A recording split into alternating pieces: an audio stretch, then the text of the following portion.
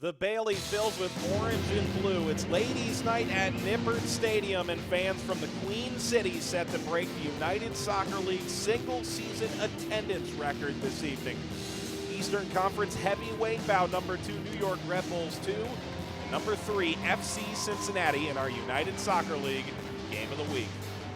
Hi everybody, with Juan Arango, Mike Watts, and when you look forward to this game, what an exciting, enticing matchup, wide open, should be fun to watch. It should be. It's one of those matches that promises a great deal, especially when you have players like Derek Etienne, one of the major contributors for New York Red Bulls 2, and he'll be key as far as the attack is concerned, has been one of the major providers for a Red Bulls attack who's been amongst one of the most lethal in USL.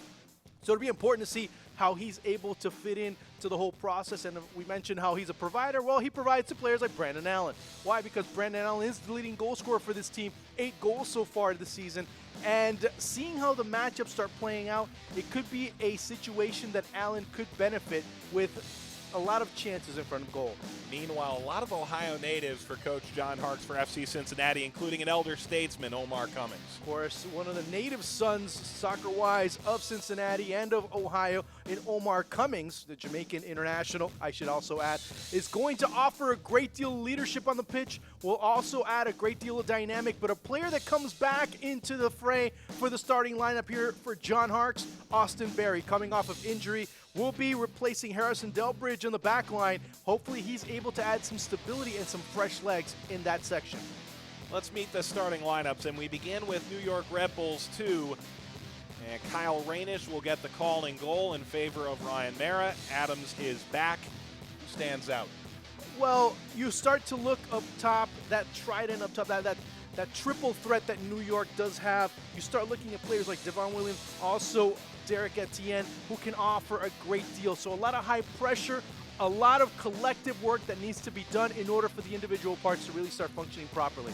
Important to note, Aaron Long unavailable due to a red card suspension. Meanwhile, FC Cincinnati, they will not have Delbridge starting.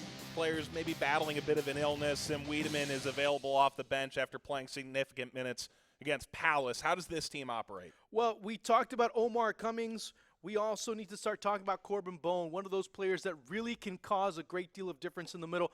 He can really handle and really dictate the pace, but it's going to be how Cincinnati play in the middle and bring the ball up, play the ball up, that could neutralize this New York attack. Well over 10,000 expected in Cincinnati, Ohio. Our United Soccer League Game of the Week features Red Bulls 2 and FC Cincinnati, and it begins right after this timeout.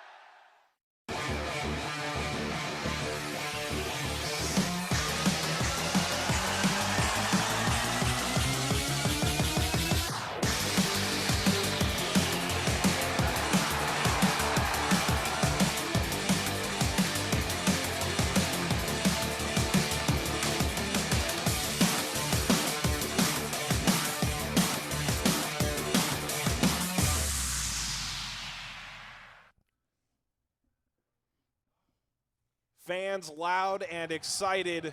Well over 10,000 yet again in Cincinnati in Nippert Stadium on the campus of the University of Cincinnati. It's FCC and New York Red Bulls 2 in our United Soccer League Game of the Week. Mike Watts with Juan Arango, and you can't begin to talk about excitement in this league this year without mentioning what's going on in Cincinnati. It's just incredible in year one how well this group of fans has supported this side. For Red Bulls 2, it's a different kind of atmosphere than they're used to. A lot of these B-side 2 teams don't see crowds like this very often. This is going to be an interesting atmosphere as we get underway in Cincinnati. That is a hefty collision right off the bat. That's exactly what New York wants to start pressing early, pressing quickly, and trying to reduce spaces. Meanwhile, you're going to have a very swarming Cincinnati side like you see right now, trying to recover the ball as quickly as possible and trying to play the ball up the pitch with a lot of patience, looking for the right person, looking for the right individual, and looking for the right moment to attack. Long throw into the 18 is knotted out of play. A throw for Cincinnati, and when you look at these two teams, John Harkes will play the way he deems fit game to game. This is a Red Bulls team too that's beholden to the way Jesse Marsch wants to play. As this ball chipped over the top, kicked away from Hildebrand. This is going to be a high press. It's going to be the New York Red Bulls style of play, regardless of how the game sort of develops. Exactly, and you see it right now. A little bit of confusion, a little bit of jitters early on as you see Cincinnati not really knowing what to do, the ball bouncing around more than they'd want to, and that's part of what New York's able to do. Now, that being said, there are some spaces they could be attacked once they get the ball. Put in play and aimed at the back post. Touched away from Brandon Allen. Knocked back for Speedy Williams. Up the line for Flemings. That ball knocked out of play. It's another sliding challenge for Cincinnati and another corner for New York Red Bulls 2. And that's what Flemings does offer you, the young Jamaican. He can really move around very well down the right wing, can attack, can do a great deal of things. Lots of praise from Coach John Willenek so far, talking about Flemings being the find of the season so far. This corner kick coming right in front of the Bailey. That's Derek Etienne Jr., our center referee, trying to reestablish order in the 18. It's Rosendo Mendoza. Etienne Jr. nodded over by Pleva.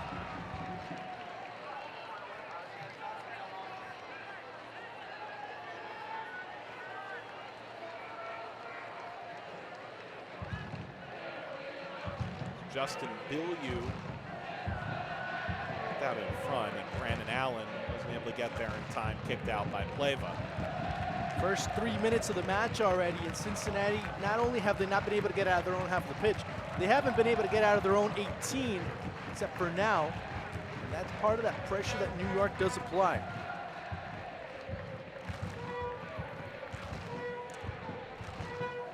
So Cincinnati trying to work out of the back for the first time tonight. There's Kyle Rainish. Gets his second start of the season. He made one start in mid-June against Harrisburg, a 2-save shutout and a 1-0 win for the Red Bulls 2, who are on an 11-game unbeaten streak. Bonomo.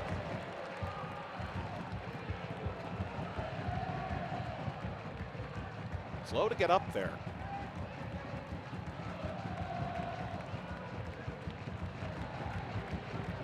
Etienne Jr. over the top. Allen up the right wing and across to the middle of the field. Etienne kicked away by Nicholson.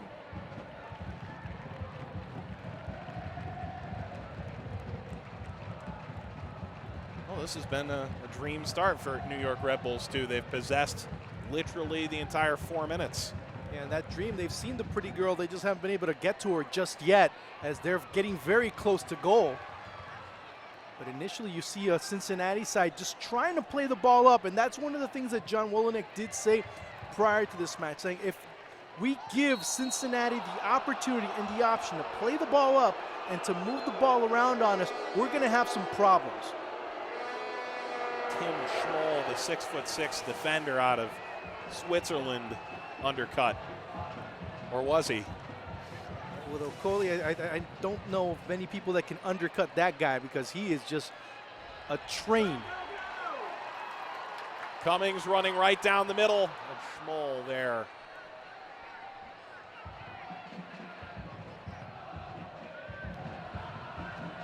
Barry pushing ahead. Stevenson, the former New York Red Bull man himself, had the ball taken away. Etienne Jr. Double teamed up the line. And Pat McMahon, last to touch it, McMahon really struggled with the pace of Crystal Palace on the wings on that 2-0 defeat over the weekend in front of 35,061 fans. A sellout here at Nippert Stadium against the EPL side, and Wilfried Zaha really took advantage of him a bit. Played wide by Cummings. McLaughlin into the middle.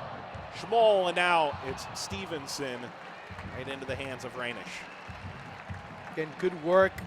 We've talked about early on how New York presses, but you start to see the spaces emerge. You start to see why, as I mentioned at the beginning, those teams that press high do leave some spaces behind them, and that's one of the keys to try and find. It does take a little bit of time, but once you do find the spaces, you do find the matchups where you can exploit. Okoli into space, and he puts that way out of play. You saw where he was positioned, right? You saw him right behind the midfield. That's a little bit of space where you can find and really exploit. Not only that, he decided to take the shot, but didn't look to his left, and he had a wide open opportunity where it could elaborate and really create itself into a very dangerous opportunity much closer to goal. Rainish has spent 5 years at Real Salt Lake. Back into play. And pushing down Bill Yu was McMahon. Sitting on 4 yellow cards. He'll have a tenuous relationship with the referee tonight. Yeah, him and, well, he's on the bench, Harrison Delbridge, with 4 yellow cards coming into this match. Of course, key, you mentioned that too, because both teams getting ready to embark on some serious road trips, and also a good series of matches coming up within a very short period of time. And you look at Cincinnati in these 3 games, this will decide where they belong within the Eastern Conference. They face the number 2 team in the conference who has the highest points per game, and a team who John Harkes, the coach for FCC, been very clear. He thinks they are the best team in this league at this particular juncture.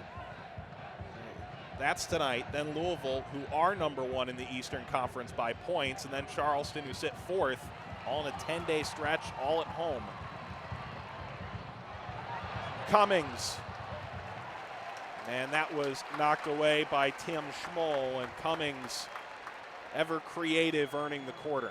And that's very important. You mentioned that all at home, and that right there is a litmus test for what to expect for this team. How much of a contender are they as far as the title is concerned, as far as the Eastern Conference is concerned? Where are they going to be standing at the end of that? Of course, there's still lots of time, and the conference and the playoffs are still a little bit of ways away.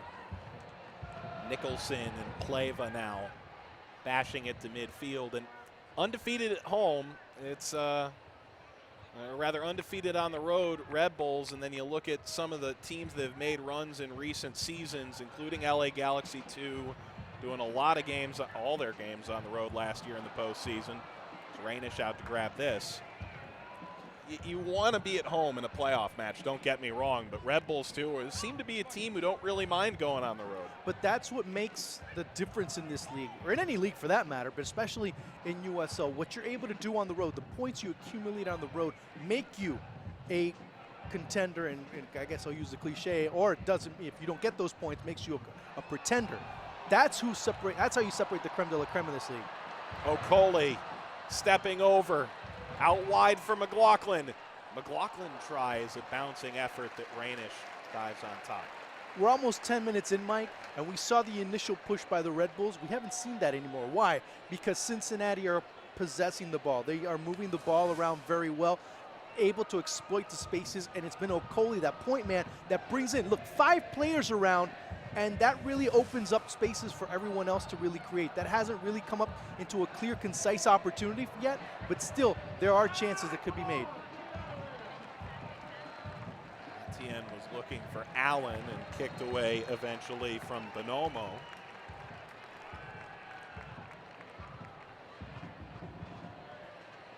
And somewhat characteristic of last game for Cincinnati, and don't get me wrong, it's Crystal Palace.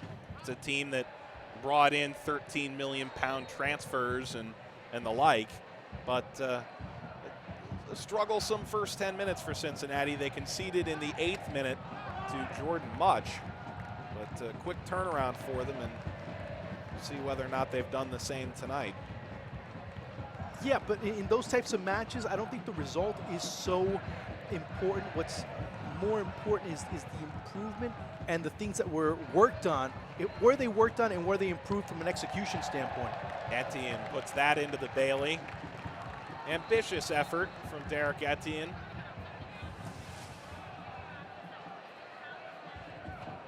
Again, how many shirts in white are there? Not in that camera shot, 1. Well, outside of the 1. That's not good news right there. Kenny Walker on the ground. Walker struggled some injury season a year ago. He had a sports hernia middle of last year, and there was a nerve stuck in the scar tissue, and so that really held him back a year ago. But Walker has been key in the midfield for Coach John Harkes, the former EPL player himself, captain for life once upon a time for the U.S. men's national team. Spent some time with Alan Pardue after the Crystal Palace match. Really kind of reminisced about his days back in the EPL himself. And really, for him, it was a trip back to memory lane in a way. Just seeing, you know, hearing the chants, seeing the uniforms, seeing all that type of stuff really brought him a good deal of joy as far as that match is concerned. And we look at Kenny Walker walking off after this. And he knew it right there. He just said, "What?" If memory serves, it was tough to see his play was going the other direction. He seemed to struggle to walk the other way about 5 minutes previous. Didn't really catch much attention at the time, but I do wonder if it's related now. Yeah, that'll be interesting to see, because now he's trying to test out his foot to see if he can really put some pressure on it, and that was really a major problem. One thing I want you to notice, look at Cincinnati's attack and look at the positioning of Okoli. Look where he is. He's become this pivot player that really, when he's used properly, really opens up the wings a lot more. Notice where he's positioned and notice how he gets surrounded quickly in order to try and neutralize that effort. Just notice that throughout the match, or at least during the next few minutes, seeing how Cincinnati has been so effective because of that.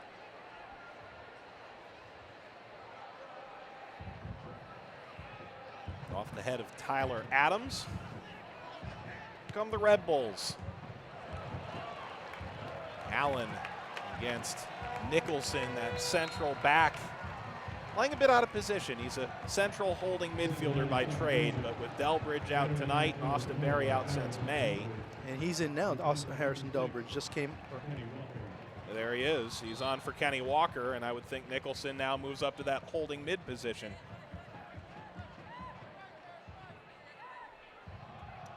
So Kenny Walker at the start of this all-important 3-game stretch will sit out the remainder of the game, leaving in the 13th minute with an injury. Meanwhile, Okoli pushing in off the head of Adams. Schmoll put that well out of play. But with Delbridge, you don't really get a tremendous drop-off. Frankly, he's been one of the best players for this Cincinnati side over the course of this season. Part of the reason Cincinnati has been so strong defensively. He's been now in every game of the year. This is his 18th appearance of the season.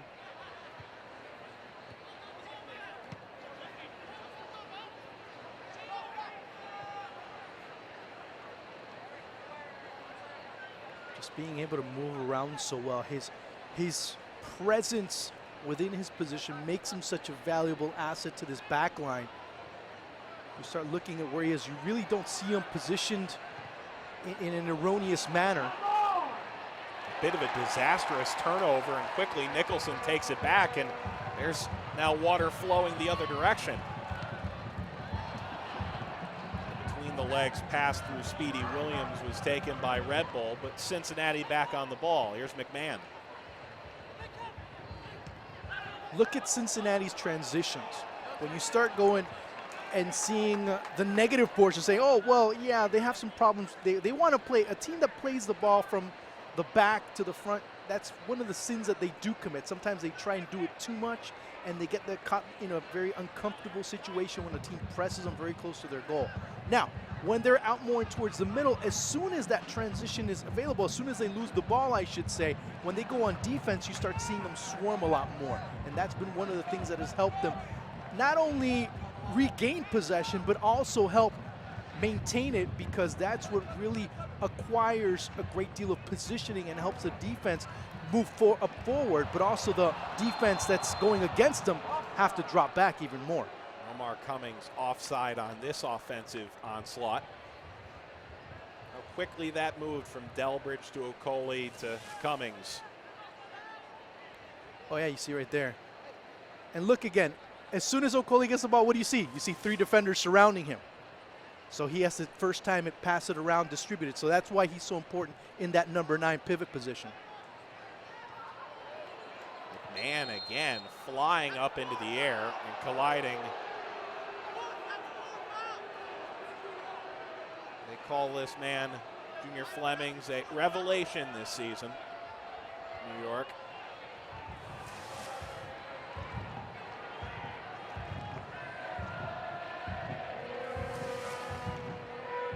Been one of the best finds so far, at least from Coach Wolanek's perspective. Not many knew what to expect from a young player who'd already played first division in Jamaica with Tivoli Gardens, also played a season in the second division with Tivoli Gardens. So that really offers you a great deal of perspective as to the type of competition he's had, but also the experience he's been able to acquire throughout that process. He was called into camp with the Jamaicans in February and came as a trialist to New York in March. A whirlwind year it's been for him. Meanwhile, Derek Etienne Jr. on this free kick. Whips it into the back post off the hands of Hildebrandt, and another set-piece opportunity for New York. Hildebrandt shorthanded that one. As you're going to see right here. Look at the movement by New York on the set piece, but then right here, oh, maybe I should, maybe I shouldn't. Fortunately for him, that ball goes all the way out of bounds. Usually goalkeepers have to be a little bit more fearless in those situations and expect all the consequences. That's headed towards the net. An up and wide left from Stefano Bonomo, who scored in the 15th minute against Charlotte last time out.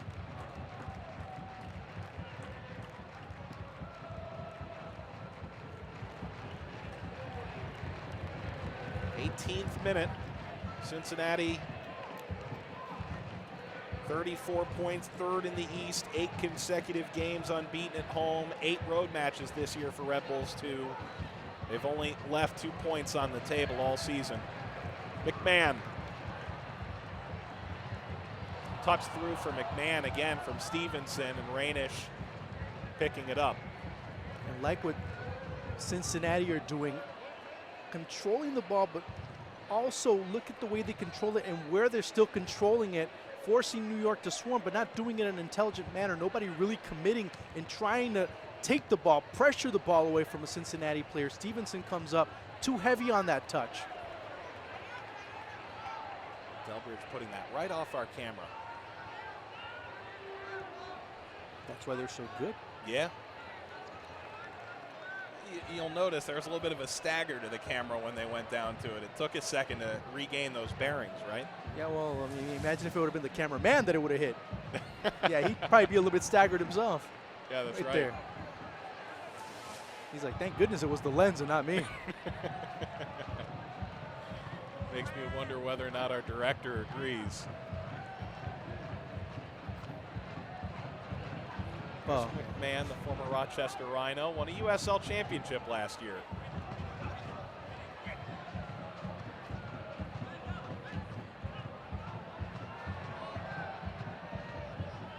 Coley jog back to pressure Rainish.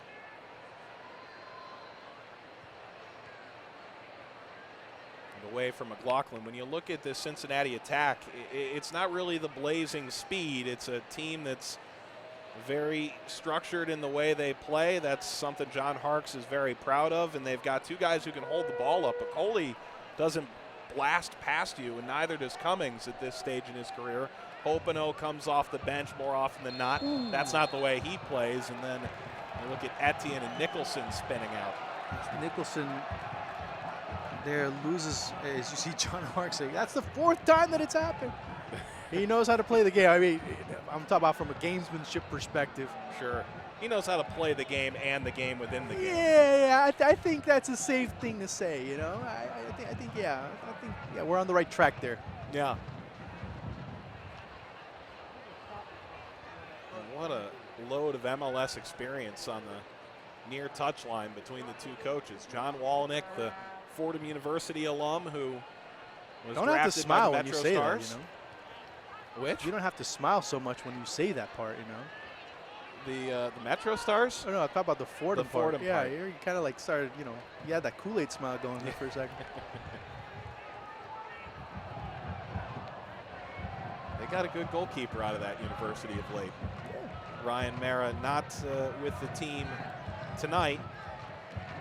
And really the goalkeeping situation for New York, a little too good for him, a little too good for a lot of players who have sat behind Luis Robles, the goalkeeper of the year. No time for anybody else. He has started and played all 90 minutes in 127 consecutive Major League Soccer matches. Just remarkable. And that's when you get continuity, and not only that, you get confidence out of your coach. I mean, how much he's developed in the past 5 years after his short stint with the U.S. national team back in the Gold Cup in that edition, to seeing him now and the command that he has under the sticks really has been a tremendous story in the past few years as far as that player is concerned. And you look at New York as a franchise, a team that was in turmoil for a long time. You didn't have a bunch of guys who were there for long periods over a certain stretch there, and now you've got Dax McCarty about to break Mike Petke's record for most games played over the course of the Red Bulls career. Oh, that was beautiful. Oh, that was served on a platter from Hildebrand. Tremendous resourcefulness by Hildebrand there. And Luis Robles, all he's done. Meanwhile, here come Cincinnati, and the crowd up to its feet. Numbers, Stevenson. Stevenson tries, and Rainish dives out. Fans applauding the counterattack, and on this turf, a couple guys fall down, and all of a sudden it's off to the races. Yeah, Joe Blade, a tremendous tackler. Did you see right there that time window where he needed to make the decision on where to pass and where to shoot, really closed down quickly? Would have had to drop it back, would have had to make the cross inside the area, but neither one really was there at the moment that he made that decision.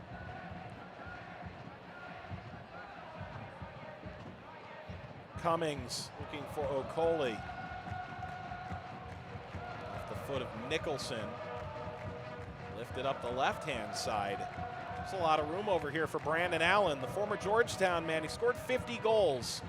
His brother's busy playing for that arch rival of New York, NYCFC. Another New York derby coming up here as Adams and Cummings in the center circle going down.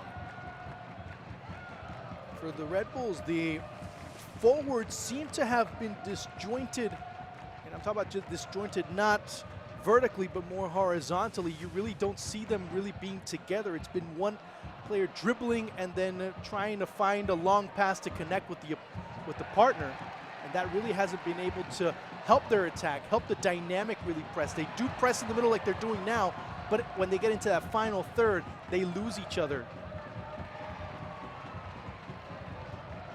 Nicholson still grabbing that right foot as he may have had a flat tire back there. Yeah, there was one sequence there where he twisted his ankle on the turf and fell down. There was really no one around him within about a 5 to 10 yard radius. So that was important to look at, see how that ankle's evolving through the next few minutes. Hopefully we may find out how much Cincinnati has in its spine. Meanwhile, running down the middle of the field, Flemings earns a corner kick. And mistakes you cannot make in that sector. Because when you have players like Flemings, when you have players like Allen, when you have players, of course, one that we haven't mentioned too much is Stefano Bonomo. Really, those types of players can take advantage fully. And now if you start to see these players get together and connect a string of passes, you can start seeing a major difference. Etienne. That takes a bounce in front of Schmoll, and the 6'6" Swiss player didn't really step up to it. Nobody stepped up to it. That's one of the most atypical corner kicks I've ever seen. Meanwhile, up the line goes Bilyeu, and the ball kicked off side netting as pushing ahead was Bonomo. Ask and you shall receive. Just mentioned him a few seconds ago. How those types of players, maybe together they might not be functioning or clicking, but individually they start to find the spaces where they can take advantage. And right there you start to see where Cincinnati are offering the same thing that they were offering, or New York was offering on defense on the opposite end. That's exactly what does not need to be done by the Cincinnati side in order to keep New York at bay. 27th minute, number 2 and number 3 in the Eastern Conference, and this ball played through. Flemings chips it over. That's out of play. Hildebrand came out. Terrific work. He's got to be kicking himself literally because it took him way too much time to decide. He waited for Hildebrand to come out. Great work by Hildebrand to cut off the angle, forcing him to go out wide. Also great work. You have to tip your hat off to Harrison Delbridge, cutting off that angle inside, because Flemings could have cut inside and really opened up a lot more opportunities.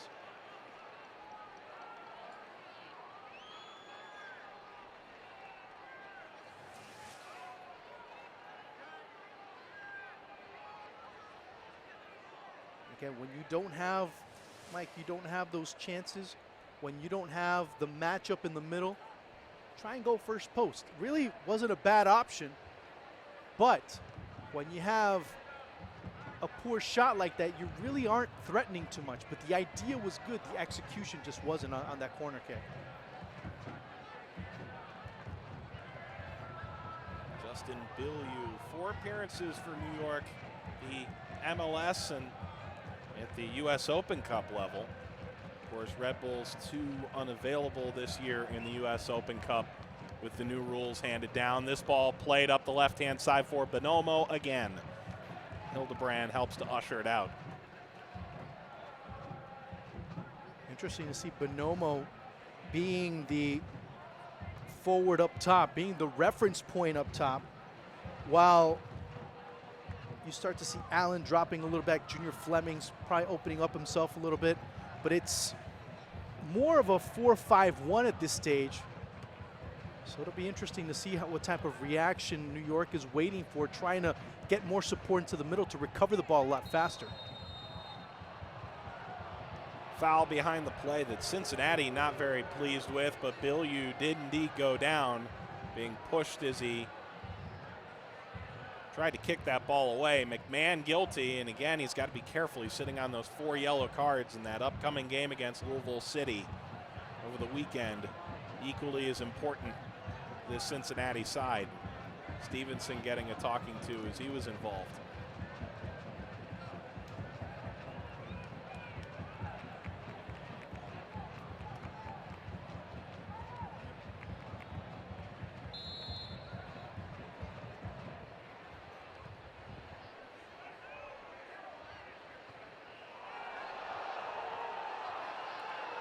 And McMahon heads that out of play.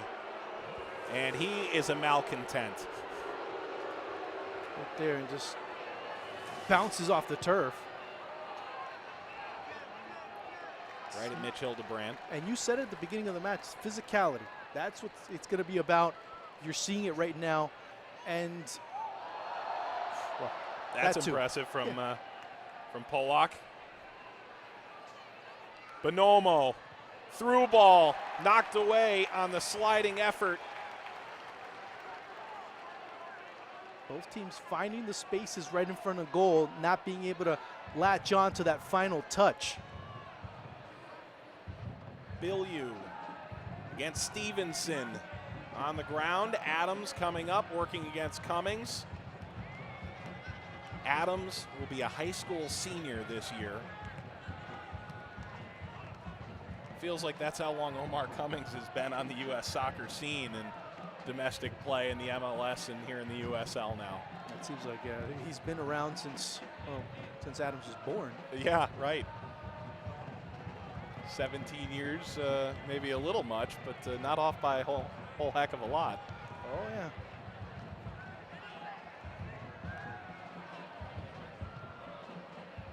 Nicholson turning away Corbin Bone, whose impact a bit minimized in this match, coming off of injury. He's held out as precaution last time out. Here's Brandon Allen. Cuts by Barry, slides it for Etienne. And then the foul and a yellow card coming as Allen went down. Who did it go to? No, it goes to Tyler Polak.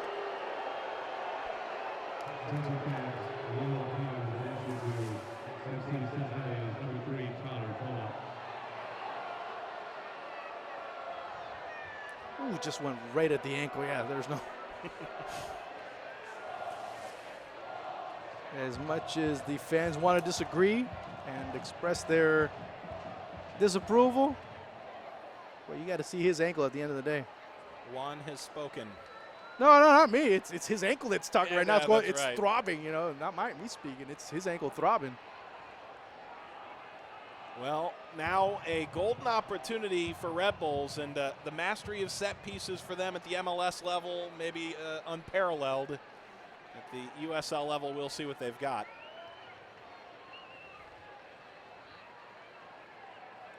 That was one of the things that I spoke with John Walenek about prior to the match. I'll tell you a little bit more after this set piece.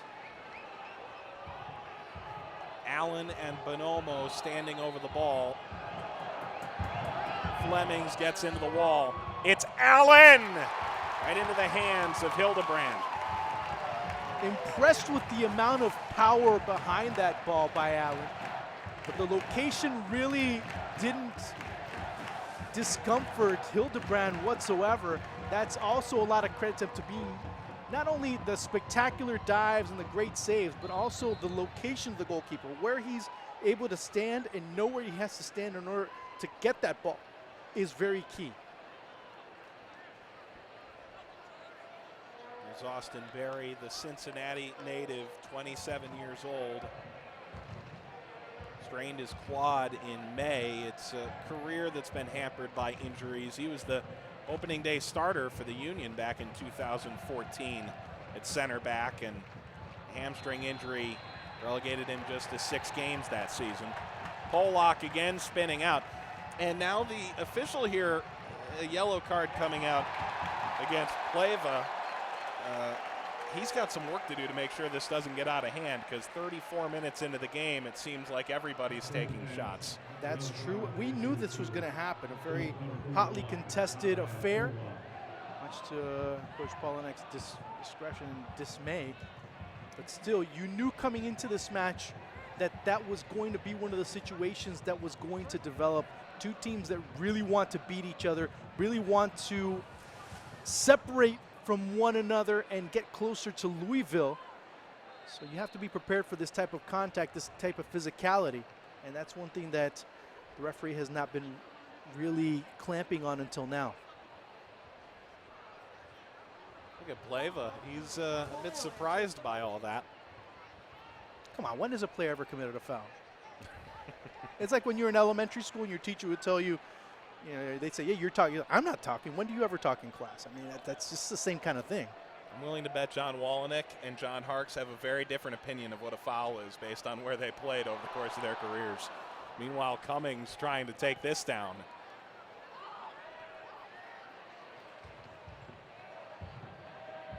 Here's Delbridge coming on as a substitute for the injured Kenny Walker in the 13th minute.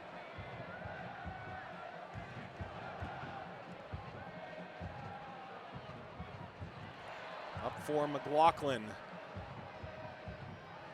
Cleared away ably enough, in line with Speedy Williams.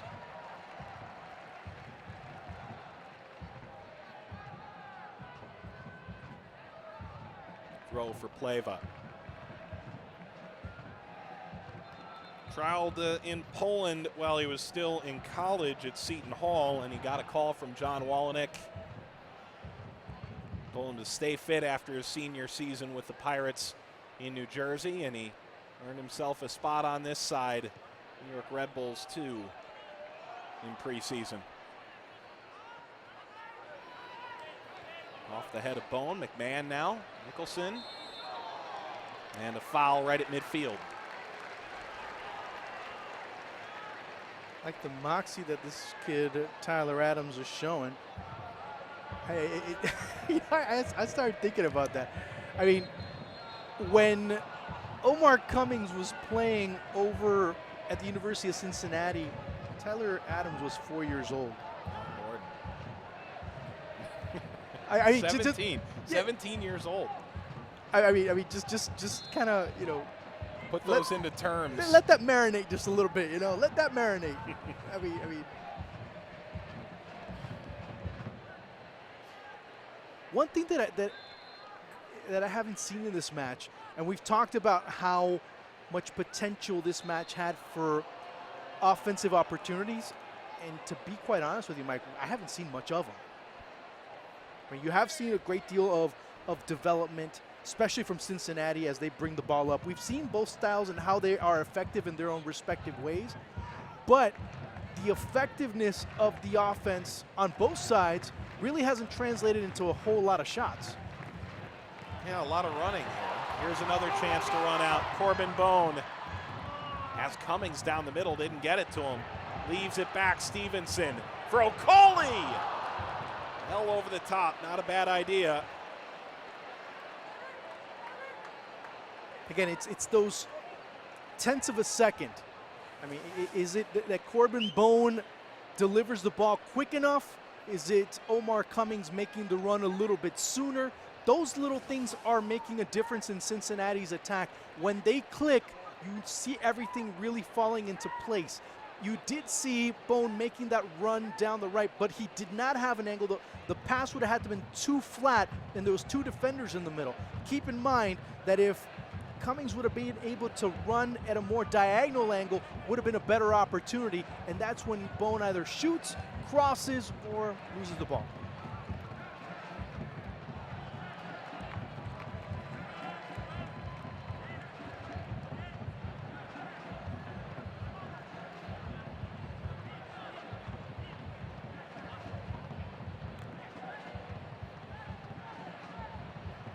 Nicholson couldn't hang on. Etienne for Brandon Allen. Allen, good footwork to take it back. Plays through for Etienne, and it's just half a step behind him. And it wasn't even intended for him. It was more intended for right there for Bonomo, excuse me, because he had a clear shot. He was pretty much angled well to take a first-time shot from that side. Etienne has Allen and Flemings inside, and a terrific tackle in the box. Had to be perfect, and it was, from Nicholson.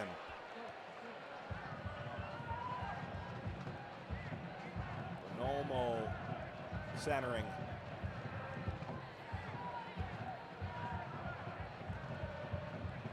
Flemings, quite sure what the effort was that time. In the end, just a goal kick. Quick question, Mike. Did Austin Berry get subbed out? No, he's still in. Okay, because you don't see him really functioning in the middle. You do see Corbin Bone moving from left to right, from side to side. Where is Austin Berry to make that rotation and fill the space that's being left vacant by Bone? that's been a big problem for Cincinnati in the middle, and you do see New York not necessarily passing crisply, but knocking the ball, moving the ball, pushing it forward, and still finding a player in white and red in any space that's being left in the middle. And Barry at that center back position coming off of a 2.5-month layoff. I mean, it played against Crystal Palace a limited amount of time, got the start. He was supposed to be the centerpiece of the franchise when he signed, but one would think it's hard to become a metronome after 2.5 months out of whack. And that's really not his role as a metronome. His is more to try and be that destroyer. You know, drop back, stay back, and try and clean up the middle a little bit more. Pass the ball to Corbin Bone. Be a transition player, yeah. Metronome, not so much, because that would be something you'd let Corbin Bone do, and he's the one that can orchestrate everything in front. Especially with Kenny Walker out of the equation for the rest of the match with that earlier lower body injury. Coley dispossessed.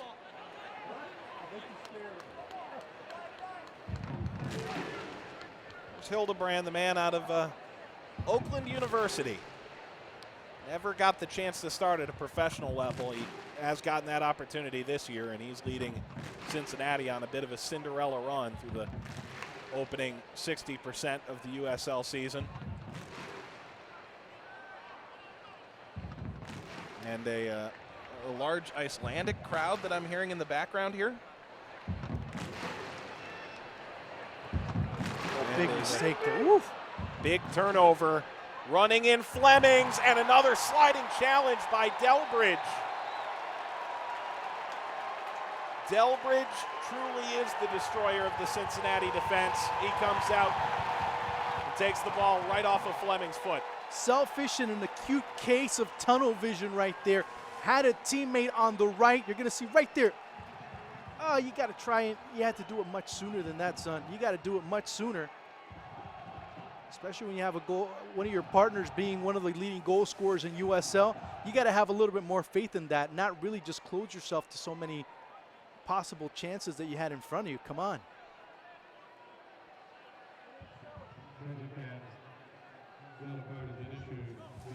And Hildebrand looks like he was booked. No, it was Fleming. Of course. You touched the goalkeeper, son. You touched the goalkeeper, my man. That is the third yellow card issued so far in the match.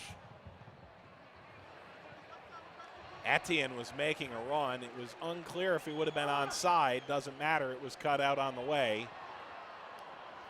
Flicked over the top, Bonomo. A long touch. Taken down by Nicholson on the edge of the 18. Yeah, that was a foul. He had to reach and he didn't touch. He had already made contact before reaching the ball. Again, you said it in the previous challenge when he had it inside the box, how perfect he had to be. Well, in this case, he wasn't.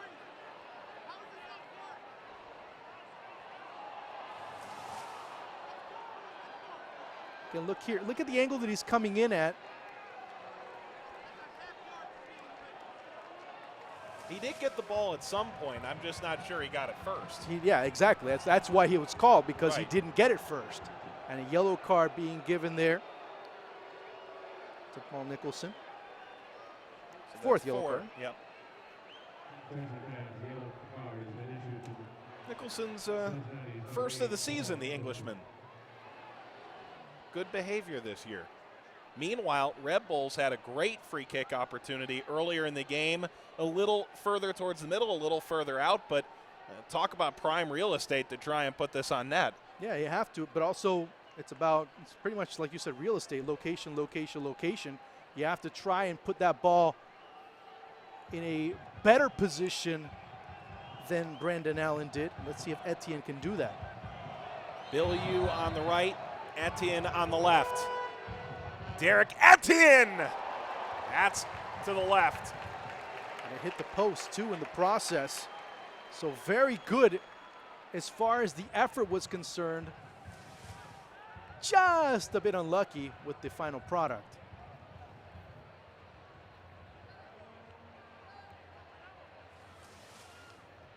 He put the perfect spin on it, but just, I mean, by that much. And that's been the most dangerous threat so far for both teams. In a first half that really hasn't seen that many dangerous opportunities. New York seems like they've been to church because they've been very forgiving throughout this first half. And Cincinnati, yeah, they've had moments where they monopolize the ball. They can knock the ball around. And they really haven't created, I don't know if they've had one shot on goal so far tonight. Maybe one at the most.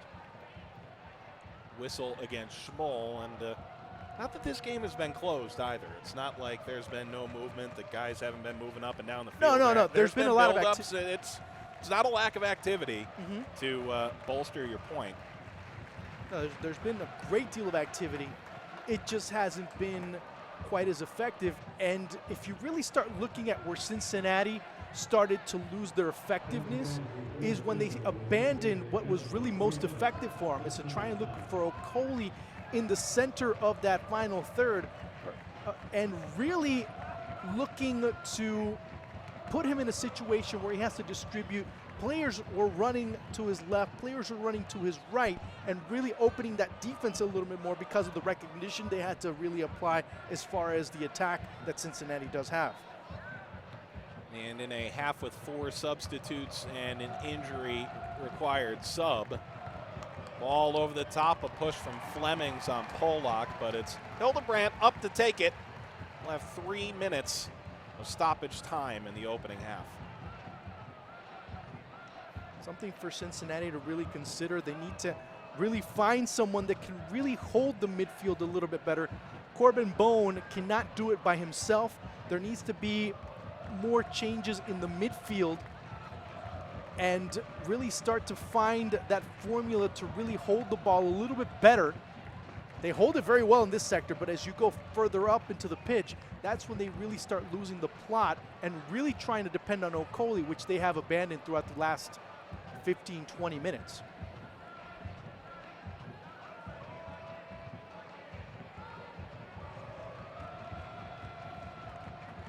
Thinking back, the run-up by Stevenson on the right wing about 20 minutes, 15 minutes ago was the last time Okoli, I think, touched the ball. He touched the ball cleanly. I mean, he touched it a few minutes ago. Right. But really touching in a position where he could do something with it? Right. Yeah, I mean, yeah, you're right. Here's Corbin Bone. McLaughlin rushing up the left. Polak. Played outside. Cummings plays it through for Nicholson. He serves it to the back post. Chip back in. Okoli was the target from McLaughlin. And that's exactly what Cincinnati needed to be creating their most dangerous threat in this first half, as it's not who has the ball that's the most dangerous. It's the ones that move around away from it, creating the spaces and exploiting what New York is giving them, that really makes them such a dangerous and dynamic team in front of a goal. And coming up at the half, meanwhile, Okoli, before we can get to that, still pushing for the ball, nearly a handball in the 18. And Rainish picks it up. What an unlucky bounce that could have been for Red Bull. Very, but you still have to look for those. You still have to put your opposition in a position where they're going to make a mistake. Ooh, that was. All right, we will just go to the locker rooms right about now. That's right. What a half it was. Not a lot of shots. That may not be the way to define what we've seen so far. A lot of action up and down. It just hasn't resulted in that first tally. When we come back, we'll have stats and highlights. Juan tells you what went right and what went wrong. And we also take a look at league standings, upcoming USL games of the week, and the tremendous attendance here in Cincinnati. That's all when we return. Halftime, our USL Game of the Week scoreless.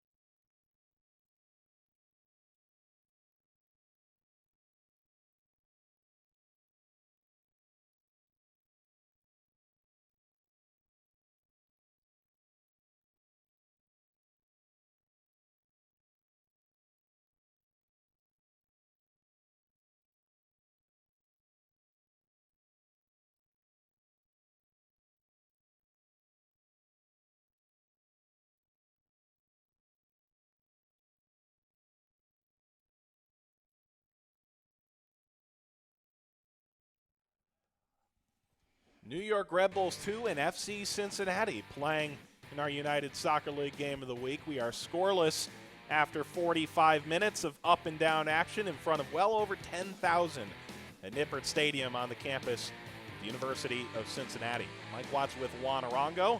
We look back at what these fans have seen in this opening 45.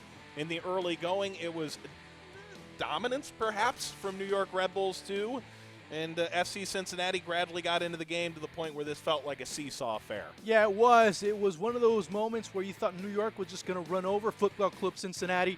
And, well, they kind of did, but they were able to, and I'm talking about Cincinnati, really being able to absorb that pressure. There were some moments where you thought that Cincinnati backline was going to offer even more chances, but didn't happen. As soon as they settled down, you start to see some important opportunities. That shot right there by none other than right there by Stevenson, and another chance here by New York. New York very forgiving when Cincinnati made mistakes in that final line, and they paid for it dearly because the chances were there, but they didn't cash in. Allen with a shot on goal off the free kick, but very direct, straight to the goalkeeper. And immediately you start to see this Cincinnati side start to find the spaces, start to find the spots, but again, execution. Fleming's had another shot at redemption, and then great work there by Harrison Delbridge. Comes in the early portion of the first half and really is able to become that force in the central back line. Nicholson there getting the yellow card after the challenge. And then this one, probably the best one for New York, goes off the woodwork. Tough break for them.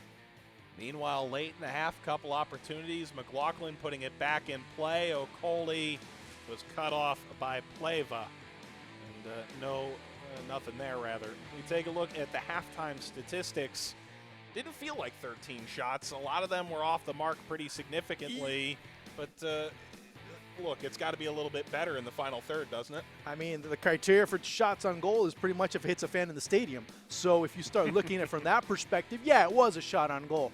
But also, the shots that were taken really weren't too threatening to either goalkeeper, save for the one that was hit off the post there by none other than Derek Etienne. So overall, a very seesaw first half, but at the same time, it's very, very box to box. So you've seen two clashing styles of play, exerting themselves, exposing themselves, and really trying to get the upper hand. When they've had the upper hand, well, you still want to see what's up next. Okay, what's coming up after this? Well, I'll tell you what's coming up after this. Standings USL Games of the Week. The look at the attendance for Cincinnati this year as they hone in on what tonight should be setting the single season United Soccer League regular season attendance record. 0-0 at the half. You're watching the United Soccer League Game of the Week.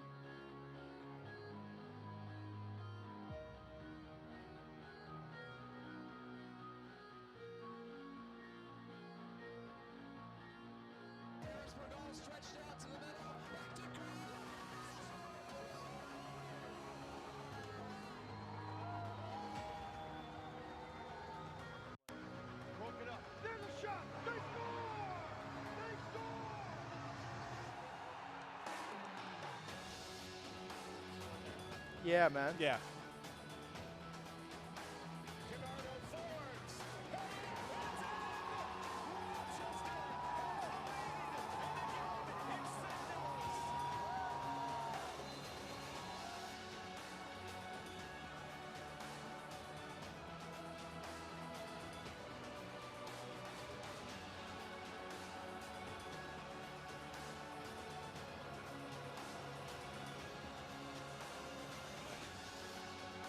terrific.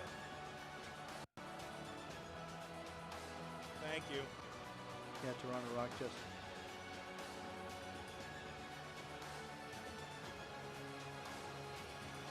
Yeah, oh, all good.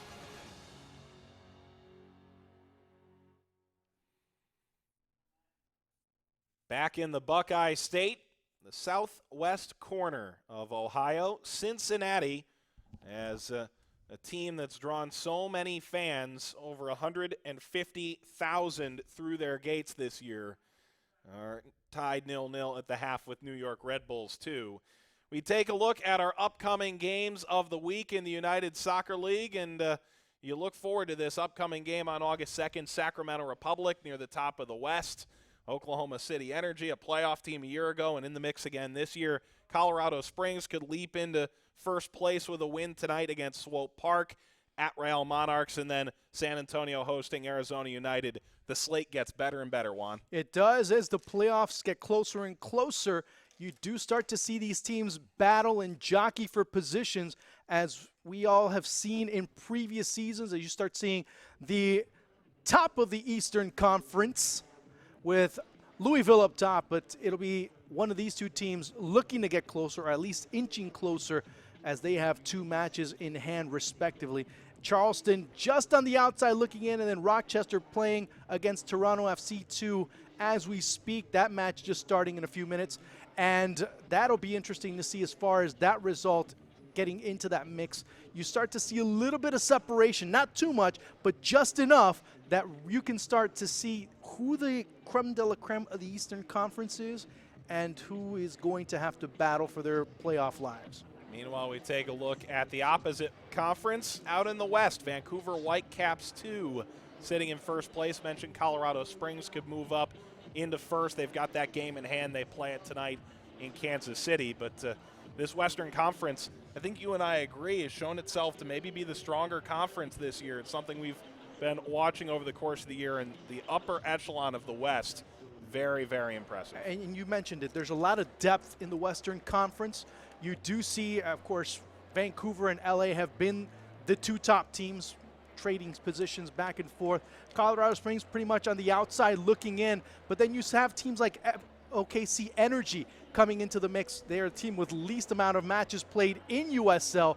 That could also come into factor as soon as they catch up with their schedule. Where are they going to be? Now, can they take advantage of it? That's a different story, as we've seen them drop points every so often. Rio RGV also in the mix, San Antonio, St. Louis. You can look from 1 to 8, even number 9, and they can always be a threat to make a run and really throw that Western Conference a little bit off whack. And with OKC Energy, 3 wins in those 3 games in hand, they're sitting in first. Meanwhile, you're looking over Nippert Stadium, and with over 10,536 fans tonight, assuming they get there, they would set the all-time single-season attendance record set by Sacramento. This is the game-by-game, Crystal Palace and the Indy 11 not included, but, I mean, you look at the numbers, and they're just staggering. Yeah. Every single week. Yeah, you're exactly. I mean, there's nothing else that you can add. The numbers alone really say a great deal of what this season has been for FC Cincinnati. And the scary part is that there's still matches to go. 5. And 5 matches to go, to be more precise. And who knows how much that number could be.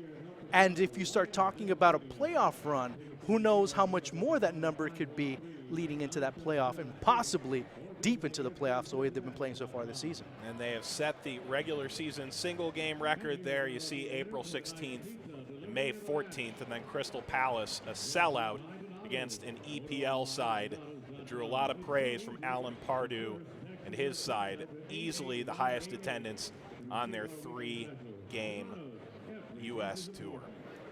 Well, we're scoreless here at the half. These fans, well over 10,000, looking for the mark that puts them ahead. New York Red Bulls 2 forcing the action early and very much in the match through 45. One of these two teams pull ahead in the first all-time meeting. Find out when we return. USL Game of the Week.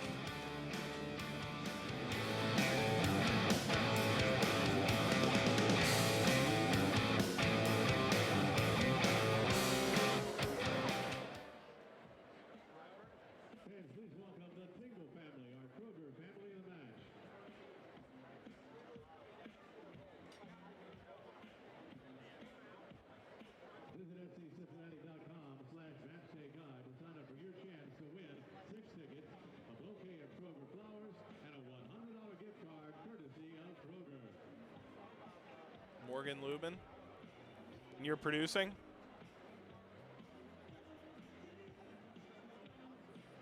FC Cincinnati will provide a fun, safe, and fan-focused environment for all home matches here at Nippert Stadium.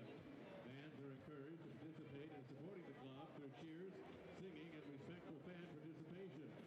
It's the club's expectation the fans will be courteous to their fellow patrons, fans, players, and referees. In addition, please be mindful of soccer balls exiting the field of play, and remember, unauthorized field access is forbidden, and unlike baseball, any soccer balls exiting the field of play are non-souvenirs. Please return any soccer balls to the nearest ball manager wearing a yellow shirt on the sideline.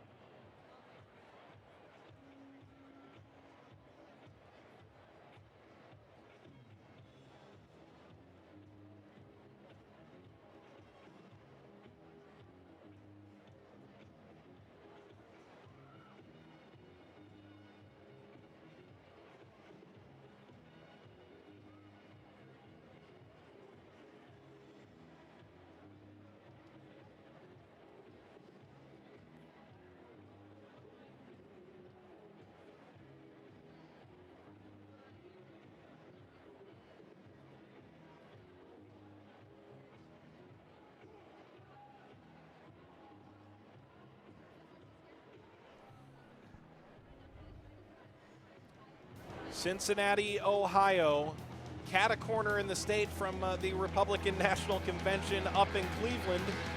New York Red Bulls 2 and FC Cincinnati in a decidedly more positive matchup here today. Halftime, 0-0 between these sides. These fans a little glum. They haven't seen a goal now in a little while. A 2-0 defeat to Crystal Palace, and they're hoping to find a goal here in this final 45 to set them apart and try and pick up 3 points. Yeah, some very glum for what's going on the pitch. Some for, I don't know, maybe they lost a couple of Pokemon here and there inside and trying to look for them. But overall, it's been a very hotly contested encounter.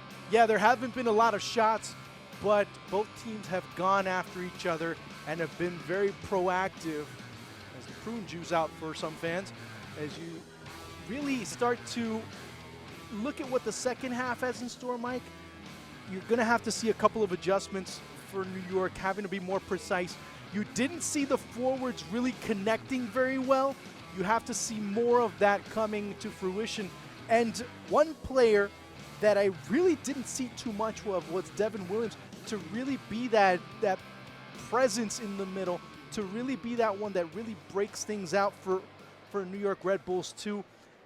Same thing goes for Cincinnati, as they will have to try and find that stopper, that player in the middle, to really not allow New York to break out as quickly as they did. Meanwhile, a stat forwarded to me on Twitter, 23 minutes. The amount of time over 8.5 games on the road for Red Bulls this year where they have trailed. Cincinnati has not lost a game where they led at the half. Not the case here tonight. Decidedly more average team when playing from even pegging or from below deck. Cincinnati in the blue, white, and orange, right to left on your screen. They'll attack the Bailey in this second half. Harrison Delbridge lifting it long up the right-hand flank. And too far for Omar Cummings.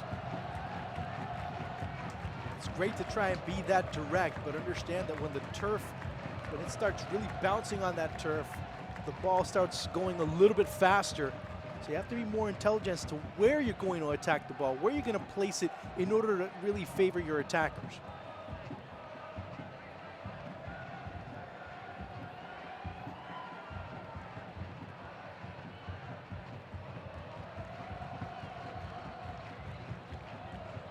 Coley off the head of Zach Carroll, who had a quiet opening half a couple of years at Virginia and transferred to Michigan State, picked 38th by the Red Bulls in an MLS Super Draft in 2016.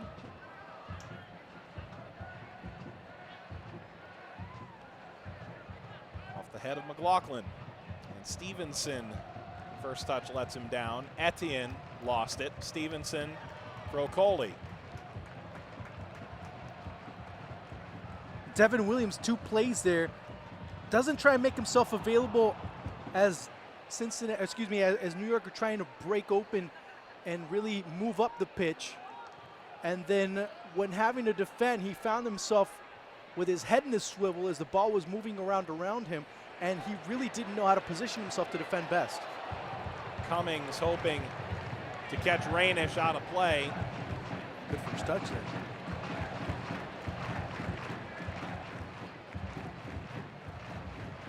There's Kyle Rainish, second start of the season in USL, a Division I NCAA champion in 2006 with UC Santa Barbara. He was actually on loan in 2010 very briefly with Charleston when they won the USL championship. Last year, the backup for the Red Bulls on their way to a supporters shield. Playing or not, seems like teams win everywhere he goes. Second half starting out a little bit disorganized for both sides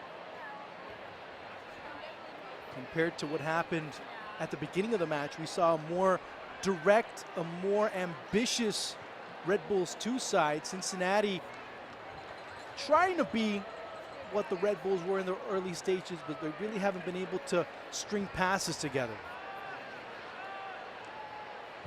McMahon seems to have a target painted on his forehead, again involved. Again, the Red Bulls collect in the back.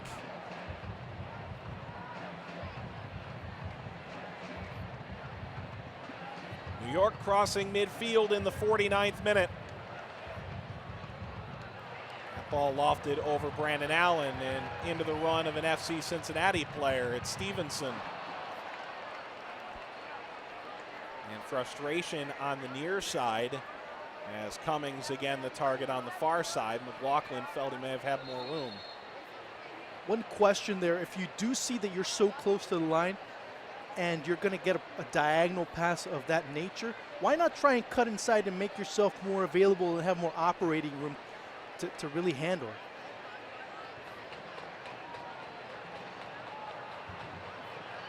Man's header starting it the other way and a hefty collision. Now a ball pushed over the top. It's Junior Flemings away by Barry. Good work that Cincinnati's central defense has done on Junior Flemings, forcing him out wide, not really giving him the best angle with his right foot to really create. And it's been those set pieces that he's been most influential in so far. Ripped on net, and Hildebrand covering the Justin Bilyeu effort. That's just his third shot on goal this season.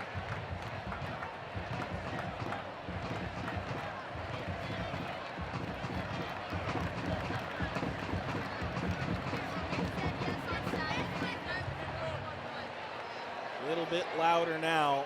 Okoli pushing from behind. Carroll cedes to Rainish. 11 games unbeaten for the Red Bulls. This is their third consecutive game on the road, which isn't much of a problem for them because they've picked up 7 wins and a draw in 8 efforts away from Red Bull Arena. Next year they'll move to the campus of Montclair State University.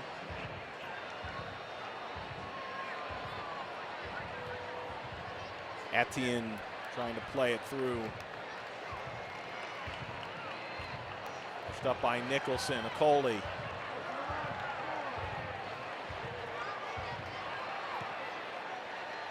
Sprayed for McLaughlin. McLaughlin marches towards the byline. His cross touched away by Pleva, and a corner for Cincinnati. This is exactly what New York does not want to see happen. The ball going from one end to the other, getting 5, 6 passes strung together by Cincinnati. That really causes some problems for them to really defend. They get stretched out a little bit more, which is exactly what the home side wants to do. Corbin Bone to take this corner. Rainish trying to settle things in front. And no targets really making themselves available. McMahon to backstop.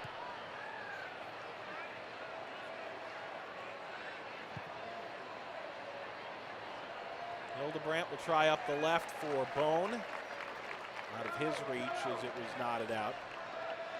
McLaughlin to throw. Interesting to see that Bone moves over towards the left, trying to really connect, trying to force play down the wings, but you don't see the accompaniment so far. Let's see if his teammates start to understand what he's looking to do in that area. McLaughlin plays that through the legs of the defender and into the hands of Rainish. It's a nice 1-2 effort, but McLaughlin never really controlled it enough to make it difficult for Rainish. Haven't seen any difficult shots yet from Cincinnati. A lot of quantity, yes, but really nothing that really has complicated Rainish in a major way.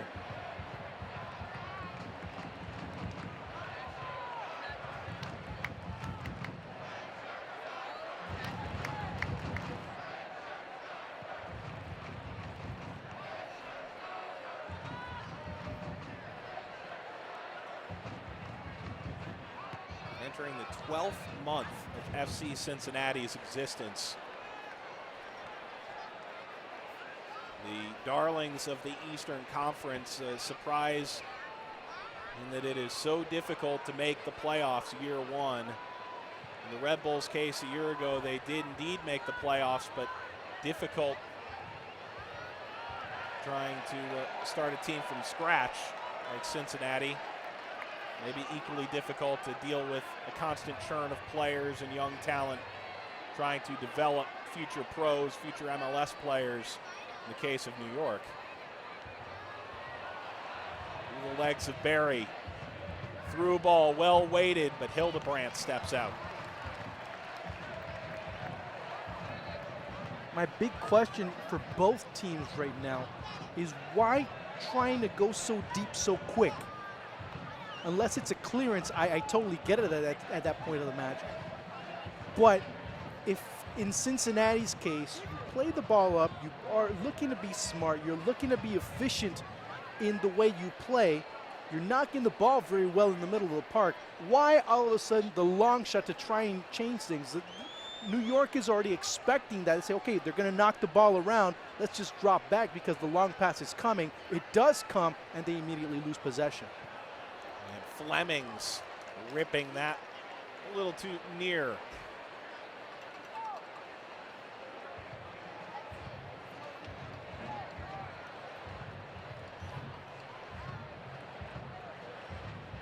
Harrison Delbridge, a bit under the weather coming into the game, but coming on for Kenny Walker, who was injured in the opening 15 minutes. Here's McLaughlin now. Stepping in, Pollock plays the through ball. And that's back into the Cincinnati bench. McLaughlin showed some good ambition so far. Should try and lean more towards that middle channel to really start associating himself with Corbin Bone a little bit more. Something special could really start brewing over there. Coley, the target. Not a bad idea, this one. See right there, the idea is great. But in order to really create a little bit more, the creators need to start getting together. You've seen Corbin Bone do things on his own. You've seen McLaughlin do things on his own. Try and get together and start creating, and also see a Coley to try and at least position himself a little bit better and receive it in a better angle.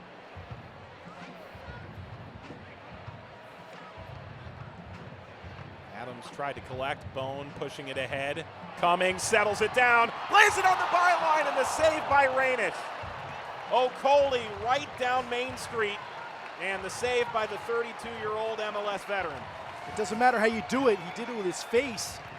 But still being very forgiving, but great heads-up play there by Omar Cummings. Goes off his chest, excuse me. And so it'll be a corner kick. But again, mistakes from these back lines have cost some significant chances for both sides, as it's been a very forgiving attack for both Cincinnati and New York. We could have a much more high-scoring affair. Austin Berry goes down. Being talked to, and now the training staff being summoned. That cleat got pretty high up there. surprised Barry recognizes that there was a cleat, and Flemings. Is playing on a yellow card. Was it him?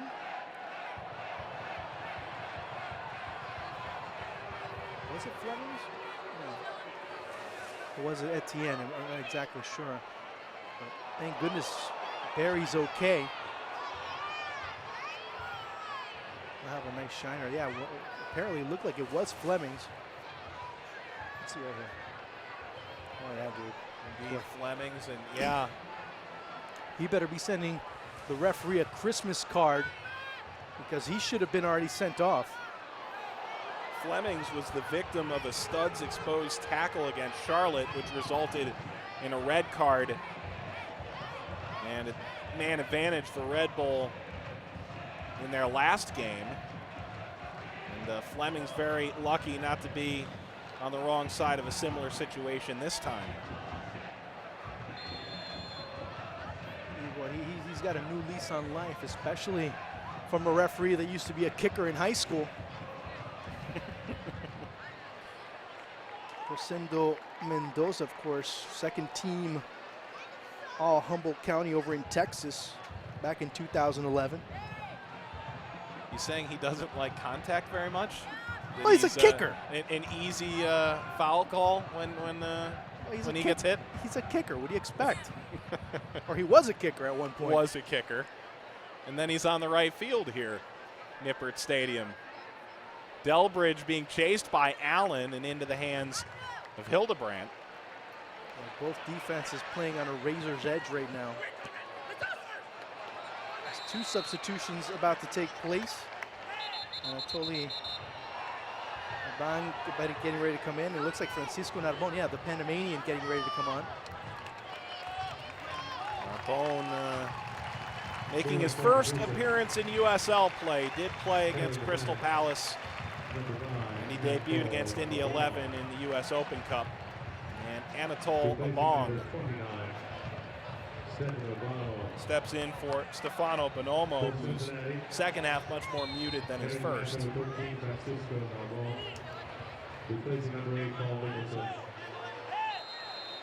Bonomo had a little bit of a spark towards the middle of the first half, but it was just a flicker as not much else was seen from him.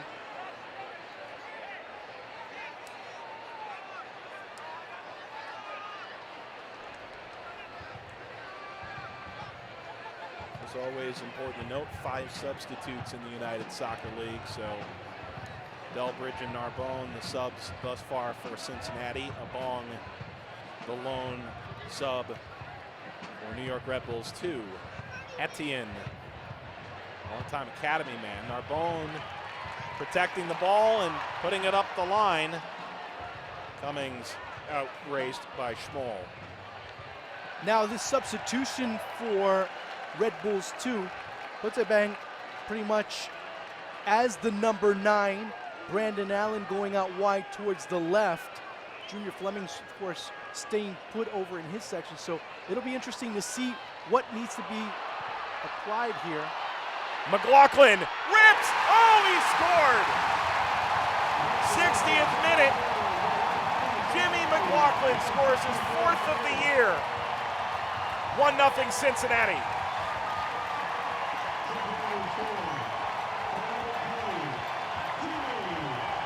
You can only commit so many sins before you have to start paying. McLaughlin, great finish, but look at the Red Bulls defense throughout that entire sequence. Right here, great by Okoli. And that, again, ladies and gentlemen, was the reason why Okoli needed to be in that position. He gets the ball, he has the defense being forced to recognize him. And now, what's going on there with Pleva? Dummies that ball through instead of clearing it out. Opens his legs and lets the ball go through. Again, big mistake. And great dance moves there. Omar Cummings, his 4th assist of the year, and Jimmy McLaughlin's got his 4th. Meanwhile, a chance for Red Bulls to respond. Carroll chesting it wide for Schmoll. Schmoll, 4 years at Harvard.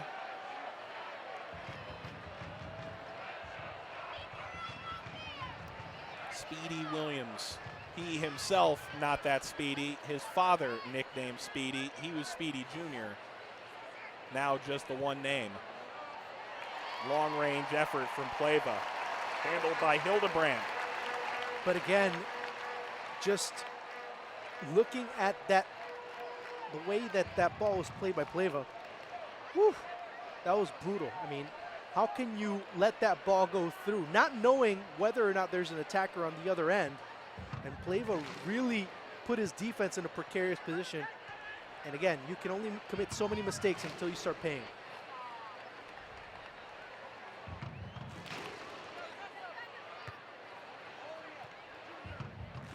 You can just hear the supporters, thousands of them, in unison. Okay, yeah, I mean, offside, but there's a bit of hesitation there by Okoli. Got to try and sell it. I mean, I'm not condoning, cheating or anything like that, but if the referee doesn't call it, you go. You keep playing. No, it's not the hand of God here we're talking about. I mean, it's just running out the play, right? Oh, no, and it's not the hand of God, and it's not the hand of that Peruvian player in Copa America. Right. But still, you keep playing. You play the whistle. Hey, man, I didn't hear it. And in the process, you're also selling it, too. Okoli this time doing more than selling it. Pushing off of Schmoll.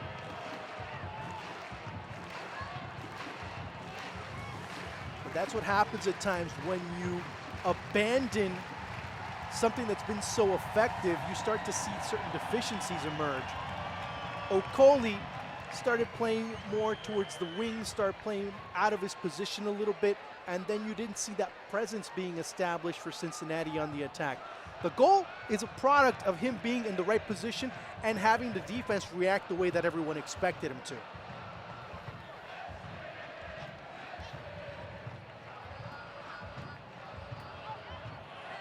Carroll turns it over. How can Cincinnati take advantage? Corbin Bone on the run. Bone sends in the service. He's looking for Cummings. Pleva not nearly good enough. Narbonne lofts that well out of play. Into the overhang that makes up to Bailey. That sequence, that shot by Narbonne is a byproduct of the disconnect that there is in New York's midfield and their attacking portion. Next time you see New York go on the attack, look at the spaces that there are between the defensive midfield and the attacking midfield. You really don't see that connection there, and that's one of the sectors of the pitch that New York has pretty much self-destructed in, or pretty much has shut themselves down as far as the circulation of the ball. Start looking at that particular facet of their play, and you start to see that that's where Cincinnati has really excelled.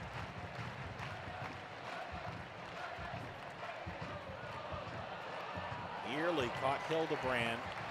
A little far off his line, but he staggers back, pulls it in, and tries to unlock Pollock. Junior Fleming's whistled for the foul. You started to see on that play, too, that some of the New York players from the midfield were running in, right? That's part of the spaces that are being left, and Cincinnati's really taking advantage. If you can see right here, over on the left side of your screen, you would have seen a player running in and really being forced to have a great vacuum in the middle. And that's every time the ball's gone in there on the attacking portion for Cincinnati, it's led to a very deep progression into New York's final third.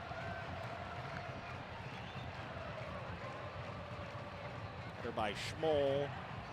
The Bone had the ball for just a second. You see right there in the middle? Right there, right in front. And that's that touch that's been going and being very effective for Cincinnati to move it into that attacking third. Rainish claims it before Okoli got there. And so much room on that right-hand side once everyone sweeps over. course, you do have a lot of swarming movement, but you don't have the compensatory movement that really fills that gap, that if a deep ball or a very precise cross can really leave you very wrong-footed defensively.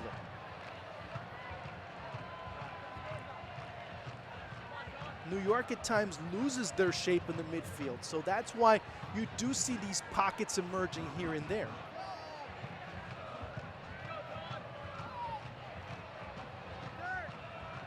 Tyler Adams, the youngest player on the Chipotle homegrown roster, picked by Landon Donovan. Flemings for a bong. Blocked and cleared. He's 17, and Landon at that age was already playing a World Cup. And John Harkes had, I'm sure, already made his first appearance in the Premier League by about 8 years. Well, as far as Adams, it was about 25. Right, or something like that.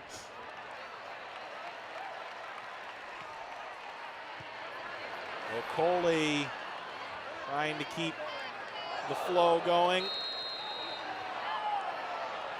And I think John Walnick may have been hoping for advantage play there with Etienne pushing up from the near touchline. Adams is looking for a yellow card too. Young blood, you still got a lot of time before you can start pulling that one off. There's a substitution being made here. Florian Valot getting ready to come on.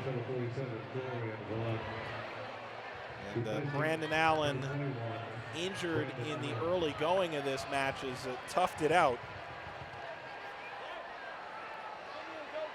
8 goals on the year leads this side, but never really made things too difficult for Mitch Hildebrandt. But that's why you have to give so much credit to that middle, that heart of that central defense with Cincinnati. Delbridge, Pollock really have been sensational in the work. And just rushing too much there. Sometimes that's the negative of the drop kick. You end up overshooting your target. That old school English drop kick. Scottish drop kick, I should say.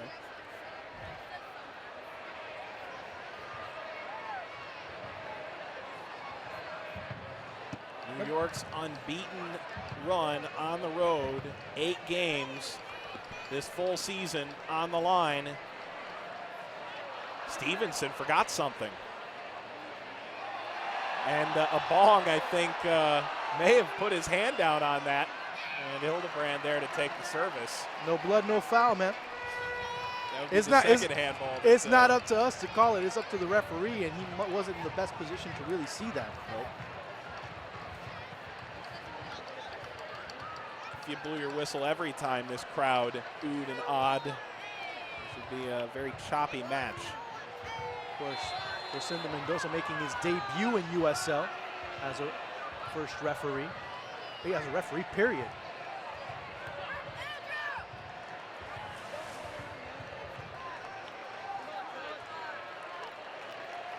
Cincinnati substitution. Entering the match, number 23, Andrew Weedham. Stevenson coming off.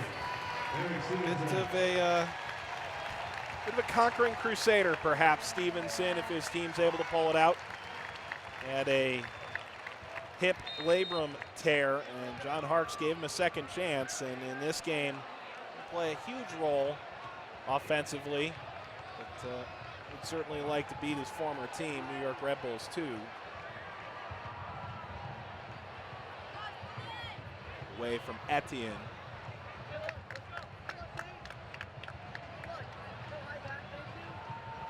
And really, it's been one of these matches where you see who needs to be the catalyst, who needs to have the ball at their feet the most, especially for this Red Bulls side. A team that at times has players shuttling back and forth from the big team to Red Bulls 2. Coming in Flemings, and he collides with Hildebrand. I think you said earlier, no blood, no foul. I think that's the case there. Bygones be bygones. Yeah, I mean, he was also trying to avoid him, so you Yep. really can't give him such a hard time. So right there, Yep. as he's doing his best to avoid him, it's just momentum is carrying him pretty much into the goalkeeper. Here come Red Bulls. A bong was well offside. He's still Adams offside. for a bong. McMahon pushes it further ahead. Wiedemann kicks it out. The bong never really settled himself in a good position on that run, did he? Nope. See, right there, he's Got Barry in front of him by just a hair on that second run he makes. he does, but initially when he takes off, is Bezecourt coming on. I mean, Junior Fleming's coming off. Yeah, at this point, Coach Wellenick says, you know what, I can't risk playing a man down for the next 18, 20 minutes. Fleming's a yellow card in the 42nd and came close a couple of other times to maybe adding to that total. Vincent Bezecourt.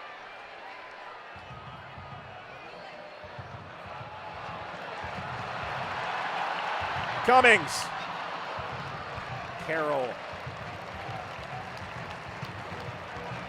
But you start to see with this New York side from an offensive standpoint, it's Etienne, the one that has to be at the controls. Cincinnati has lost a little bit of that leverage that they had at one stage of the second half. Starting to regain it, but only because New York is pushing so much, they're leaving spaces behind them. Lofted for Okoli. Punched away by Rainish. The goal scorer, McLaughlin, trying to take over again, and now three players in a heap. Okoli was laying on top of Rainish. No, forget Pleva it. still down. Yeah, but the way, first of all, the way and where Pleva got hit, Raiders shouldn't even be complaining. We'll see it on the replay.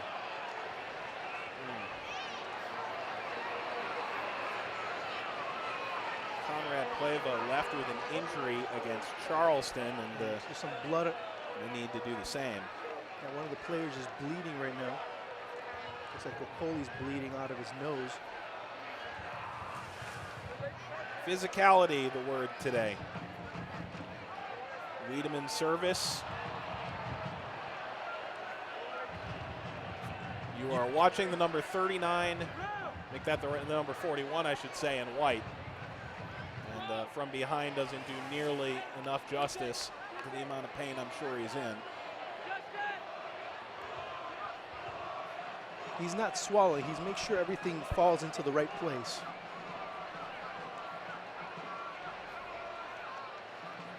And by the silence of Mr. Michael Watt, he's feeling the pain right now from a distance. Yep. And not in a vicarious fashion either. No. There he goes.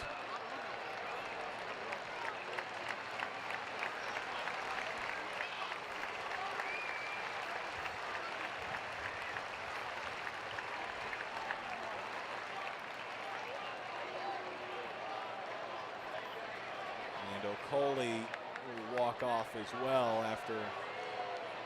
They had to get a nose plug there. Yep. Got some blood on him.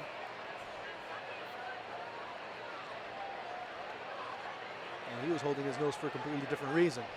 Yep. So He still has two substitutes available, Metzger, Najim, and O'Toole available off the bench. Kevin O'Toole, the only defender by trade.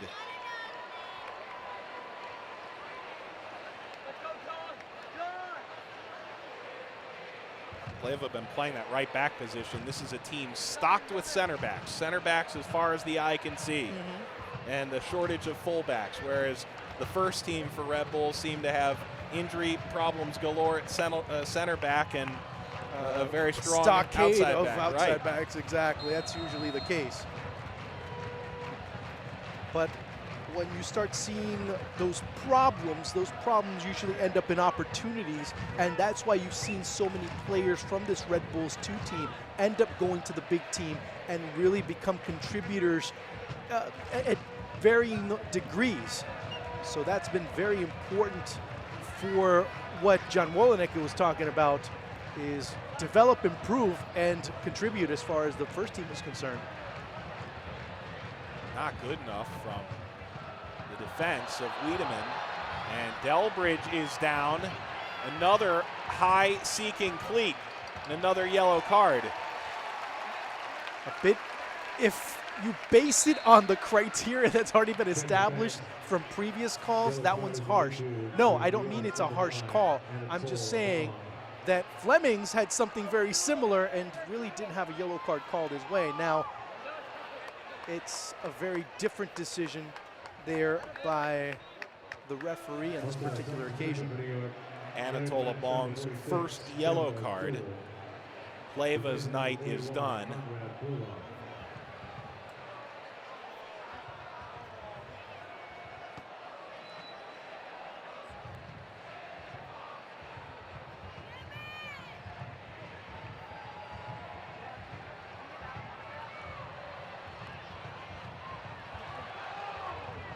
Coley never could get possession.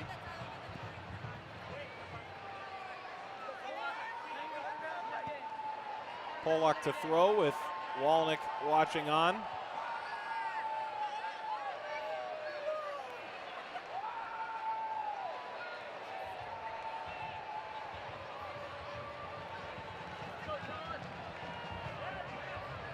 This coming weekend, a whiteout at Nippert Stadium. A photographer's dream. They hope to get 25,000 in the facility for Louisville City. Cummings shielding the ball away. Cummings tries to play it in the middle for McLaughlin. Pushing ahead Bone. And back come Red Bulls with numbers, but the ball chipped upfield. Okoli will put it in the net, but the flag was up for offside on the far side, and it's been up for a while. Now acknowledged by the referee, Okoli won't get the second for Cincinnati. It just breaks your heart at times when they've had to work so hard. The fans, obviously, definitely not too pleased with that. Once they see the replay, they'll understand. Yep. That was one of the easier calls tonight for the referees.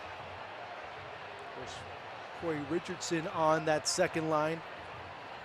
First assistant, James Dooling.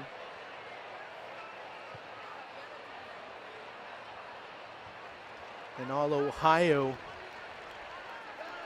refereeing crew as far as the assistants and the fourth referee are concerned.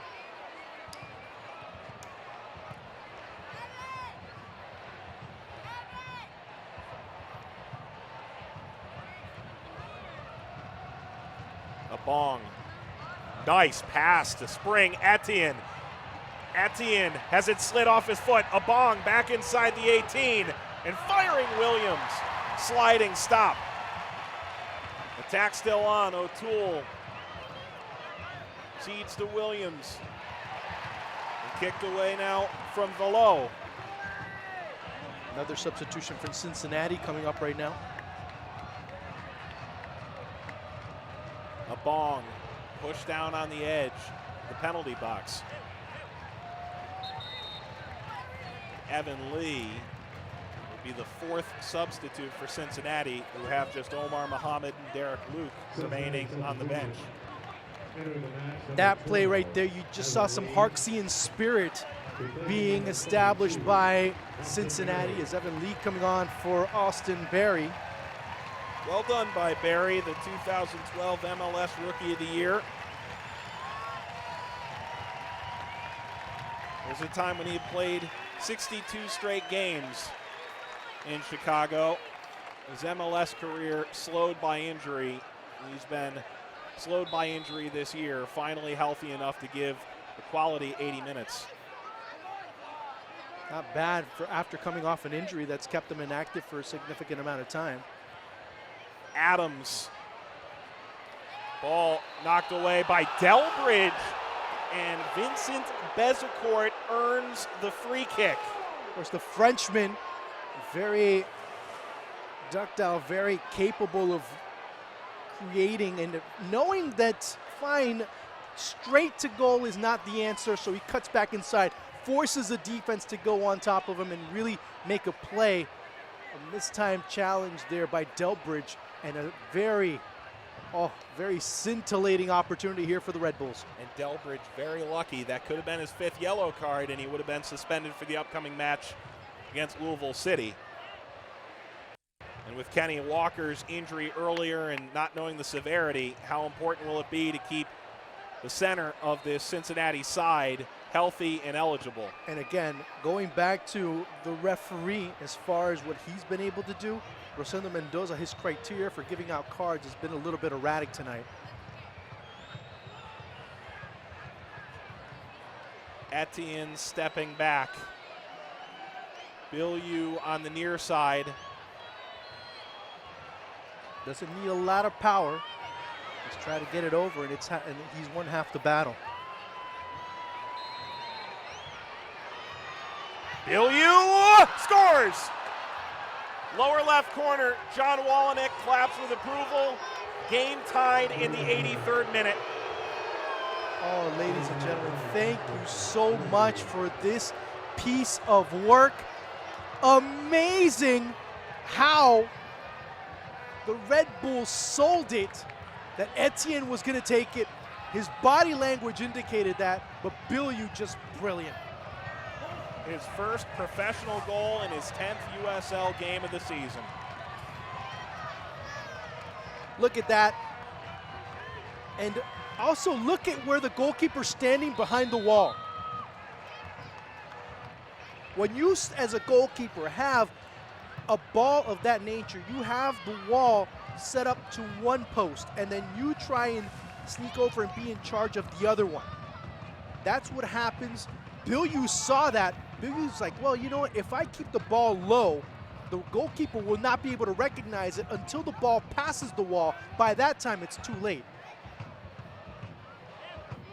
All of a sudden, so much more juice in this match. 7 minutes to go, and it's anybody's points. And you were talking about a streak ending. You were talking about, well, maybe that streak might be on the other end that's ending. But still, like you said, there's still lots of time. 8 matches unbeaten at home for Cincinnati since a loss to Louisville. 8 matches unbeaten on the road for New York, stretching the length of the 2016 season. Just 1 loss all year, and it came to Charlotte at home. Kicked away by Tim Schmoll. Now, Cincinnati need to find a way to really regain their poise. And with the adjustments that New York's made have been very solid. Look at where Devin Williams has really dropped back, become that buffer in front for New York, and you have not seen a lot of chances going Okoli's way. He's had to open up wide to really find the ball, or at least make himself available for the ball to get to him. That's been one of the changes that's been really effective for this New York side. On the other end, you do see them being more precise with their passing. You do see players that have good control, and Bezecourt especially, he was the reason why you got the free kick that ended up in the equalizer.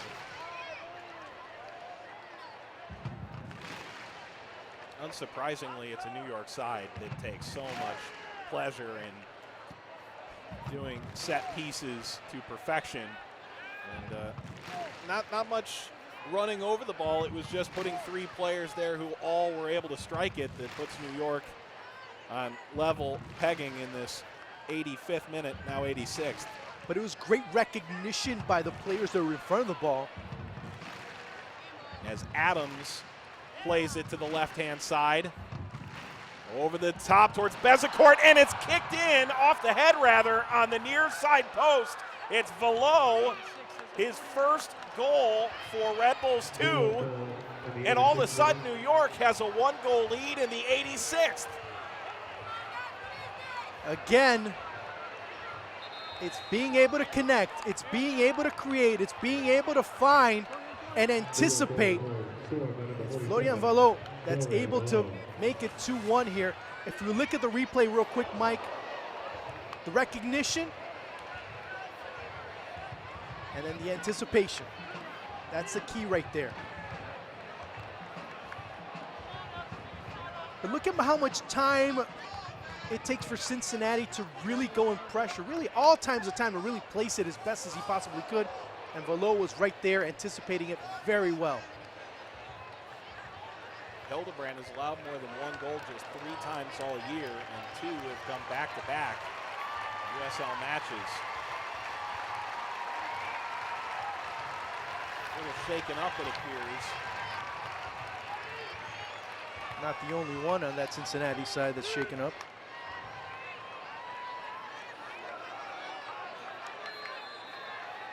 How about that? Velo in the 86th after the 83rd minute by Bilyeu. But you've seen Cincinnati really flatline in the past few minutes. That goal, that first goal by Bilyeu really took the wind out of their sails, really started to show a great deal of lack of morale. And right there. There you go. With over 10,500 tonight, Cincinnati hopes that they don't set the single season attendance record with a 2-1 defeat at the hands of Red Bulls 2. Great moment. Can they find at least 1 point in this match after leading from the 60th minute on?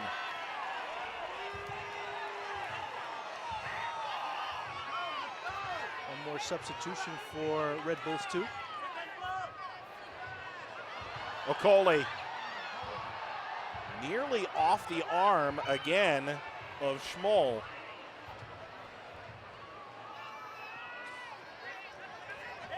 And a substitute. Metzger coming on. Yep, final one. Guess who? Oh, it'll be Derek Etienne coming off.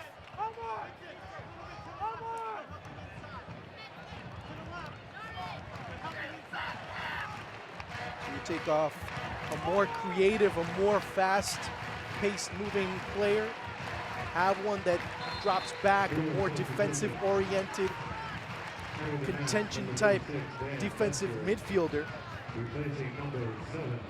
There's containments in the middle that really are not going to allow Cincinnati to progress. But then again, Cincinnati, when was the last time they really created a dangerous opportunity on New York's half of the pitch? Bong tackled from behind.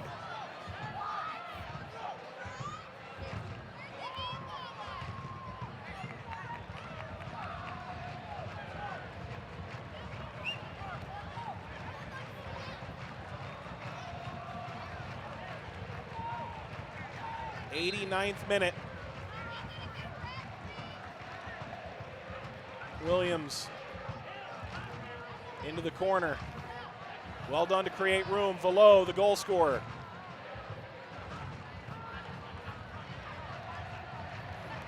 Maybe too clever for his own good. Velo now. Give and go. Look at the run of Adams. And Bezecourt into the hands of Hildebrand off the bobble. Again, the French connection there for Red Bulls 2, really causing a lot of problems for this Cincinnati back line. As now they're resorting to the long pass. Again, we've seen Cincinnati start to go for the long pass, for the deep pass, and really that has not been the most effective manner in which they attack. It's completely onside.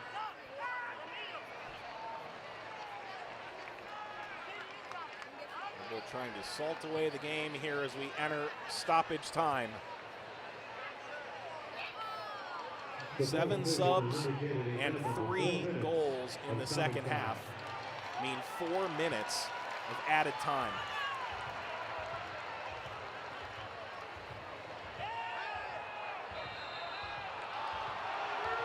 Spinning out, Bezecourt.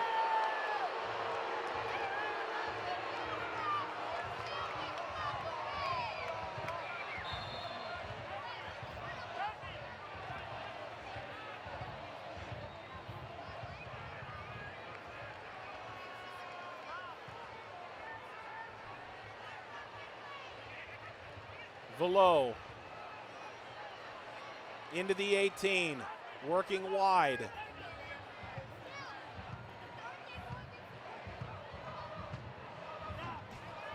Velo against Wiedemann and McMahon. It's a throw for Cincinnati. You have 3 minutes left to try and avoid their first home regular season USL defeat in several months. Omar Muhammad will come on for Pollock, an offensively minded midfielder for the outside back.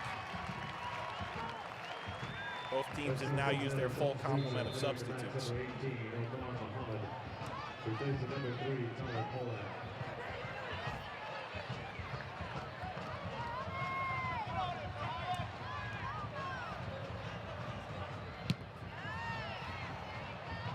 Cincinnati have just completely abandoned what got them the lead initially, which is a full complement of passes, moving the ball up. Yeah, they don't have the time that they did before. The big problem here is that by pumping the ball in the direction of Kyle Rainish, that really defeats the purpose of what they're looking to do. Bezecourt and McMahon. McMahon couldn't hang on. And it's been the bench really that's made a big difference for this Red Bulls 2 side. I mean, Bezecourt comes in, offers a different dynamic. You don't have a player in the starting lineup in Brandon Allen or Bonomo or even Flemings that offered what Bezecourt does, which is going not north and south, but it's east to west, that really made that difference. To be able to move away, not be so direct back and forth, albeit they are effective in tandem, Bezecourt does offer that different dimension.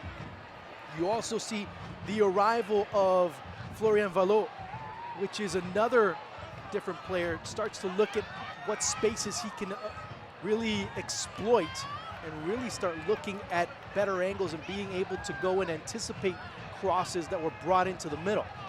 So good decisions by Wozniak to be able to bring in these players. And really, since that pattern of substitutions was established, you've seen Cincinnati having to chase back. You see this example right here, Narbonne committing the foul, and that's been where you start to see that defense allow a lot of chances and a lot of opportunities on the opposite end.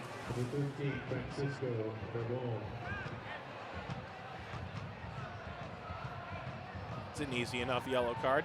Easy enough. He was already beat, so that's the only recourse he had as far as trying to stop the play.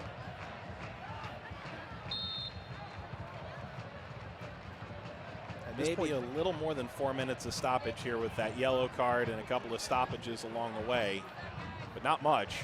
And just take it to the flag at this stage. Cincinnati may not get another crack at this. New York goes behind in the 60th minute. Jimmy McLaughlin. A free kick finish by Bilyeu, and then Vallot, a well-taken header. Cincinnati will get one more bite at the apple. And it's quite a shame because Cincinnati, the way they executed their game plan for a good portion of the match, really had everything that they needed to try and win this game. Wiedemann deflected out. It's a throw for Cincinnati. Referee still not looking at his watch. Never saw McLaughlin and Corbin Bone really get together to create even more quality opportunities. McMahon. Kick to midfield and full time. New York Red Bulls come into Cincinnati, score 2 in 3 minutes to overcome a 1-goal deficit. Vallot, the game winner. His first goal in a Red Bull shirt. Cincinnati loses for the first time at home in their last 9. Red Bulls continue what is maybe the most shocking statistic in USL, 8-0-1 on the road.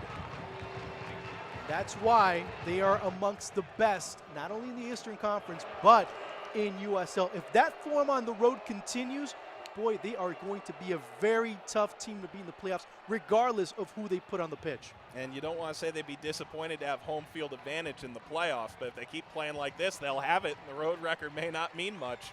Yeah, boos and cheers are the adrenaline of Road Warriors, ladies and gentlemen. Over 15,000 at Nippert Stadium, a single season attendance record set tonight. But New York Red Bulls 2 come out with a 2-1 win over FC Cincinnati. Highlights, stats, when we return in the USL Game of the Week.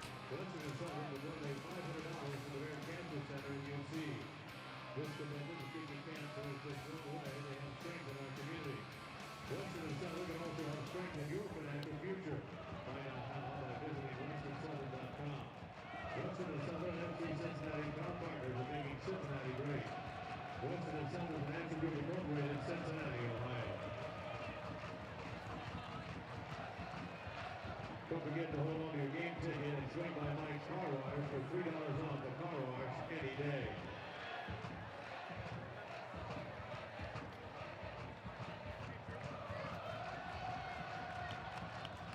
Fans thank for voting for tonight's Warriors Man of the Match. Tonight's Man of the Match is Jimmy McLaughlin.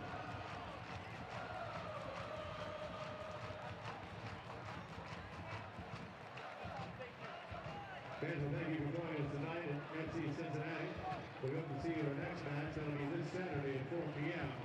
as FC Cincinnati takes on Louisville City FC. Be sure to wear your favorite white gear as we white out. Back in Cincinnati, Ohio, the United Soccer League Game of the Week. FC Cincinnati brings a giant crowd yet again to Nippert Stadium. But this time they fall to New York Red Bulls 2 to begin a 3-game homestand where they host New York, Louisville, and Charleston. We look back at the full-time highlights. Mike Watts with Juan Arango. First half, all about physicality. All about physicality. It was New York that wanted to come out and really dominate proceedings. Cincinnati were able to really absorb that initial pressure and start to look at their own style and start creating opportunities on the opposite end. You would have chances galore, but those chances, I might say galore, but you know what? They really weren't clear and concise, as both teams were very forgiving offensively after just mistakes that were made by the respective defenses.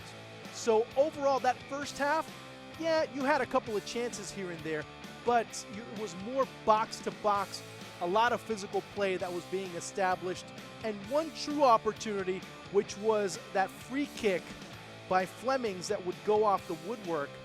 As you see right there, another chance. Flemings got selfish there, really plays himself out of being able to partner up with right there with Brandon Allen, and ends up paying dearly. And as I mentioned, those opportunities, you have to take advantage of them fully. And late in the first half, this opportunity off the post. Exactly. That was the best chance for both teams. Best one for Cincinnati coming in the latter stages, the dying moments of the first half, but it doesn't go on target. Meanwhile, we move into the second half. Okoli nearly able to put that home. And this, Cummings across the face of goal, and McLaughlin puts Cincinnati in front. When they lead, they usually don't lose.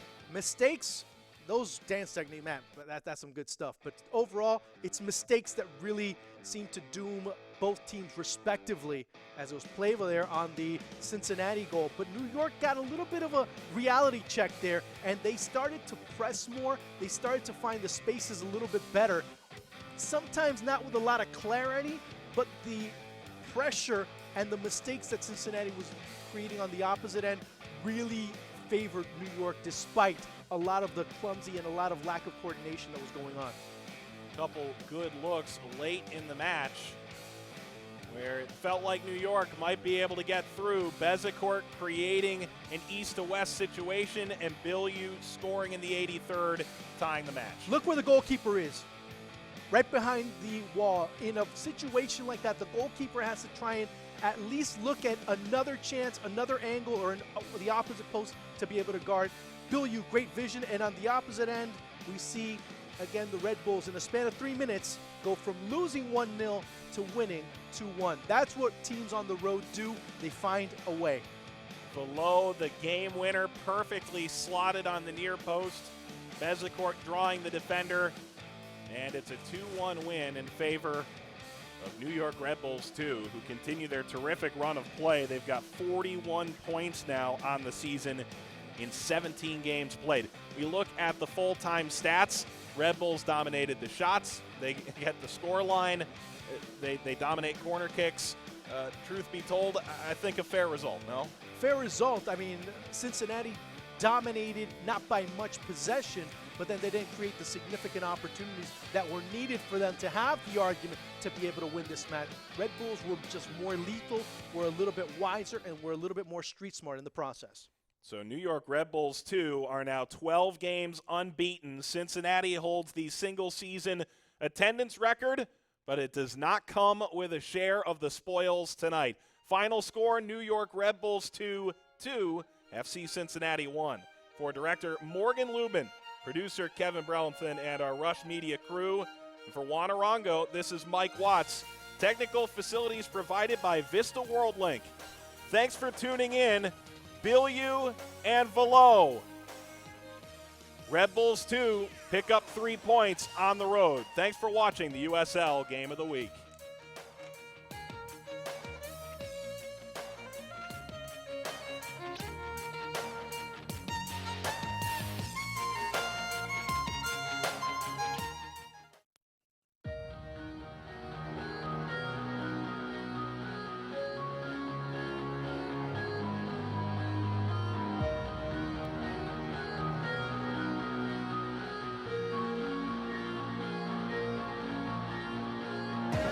Stretched out to the middle, back to Green.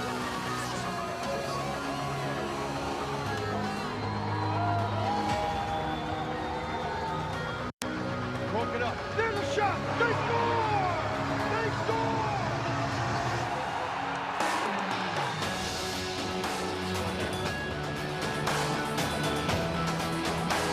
Bernardo forwards.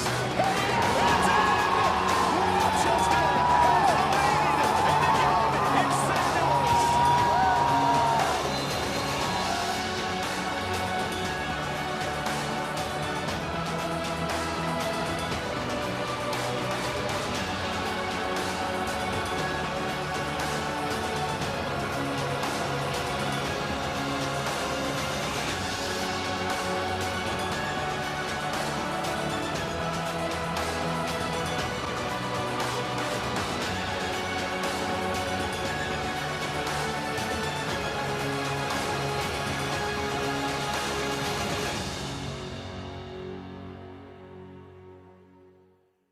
This copyrighted telecast of the United Soccer League may not be retransmitted, rebroadcast, or reproduced without the express written consent from the United Soccer League.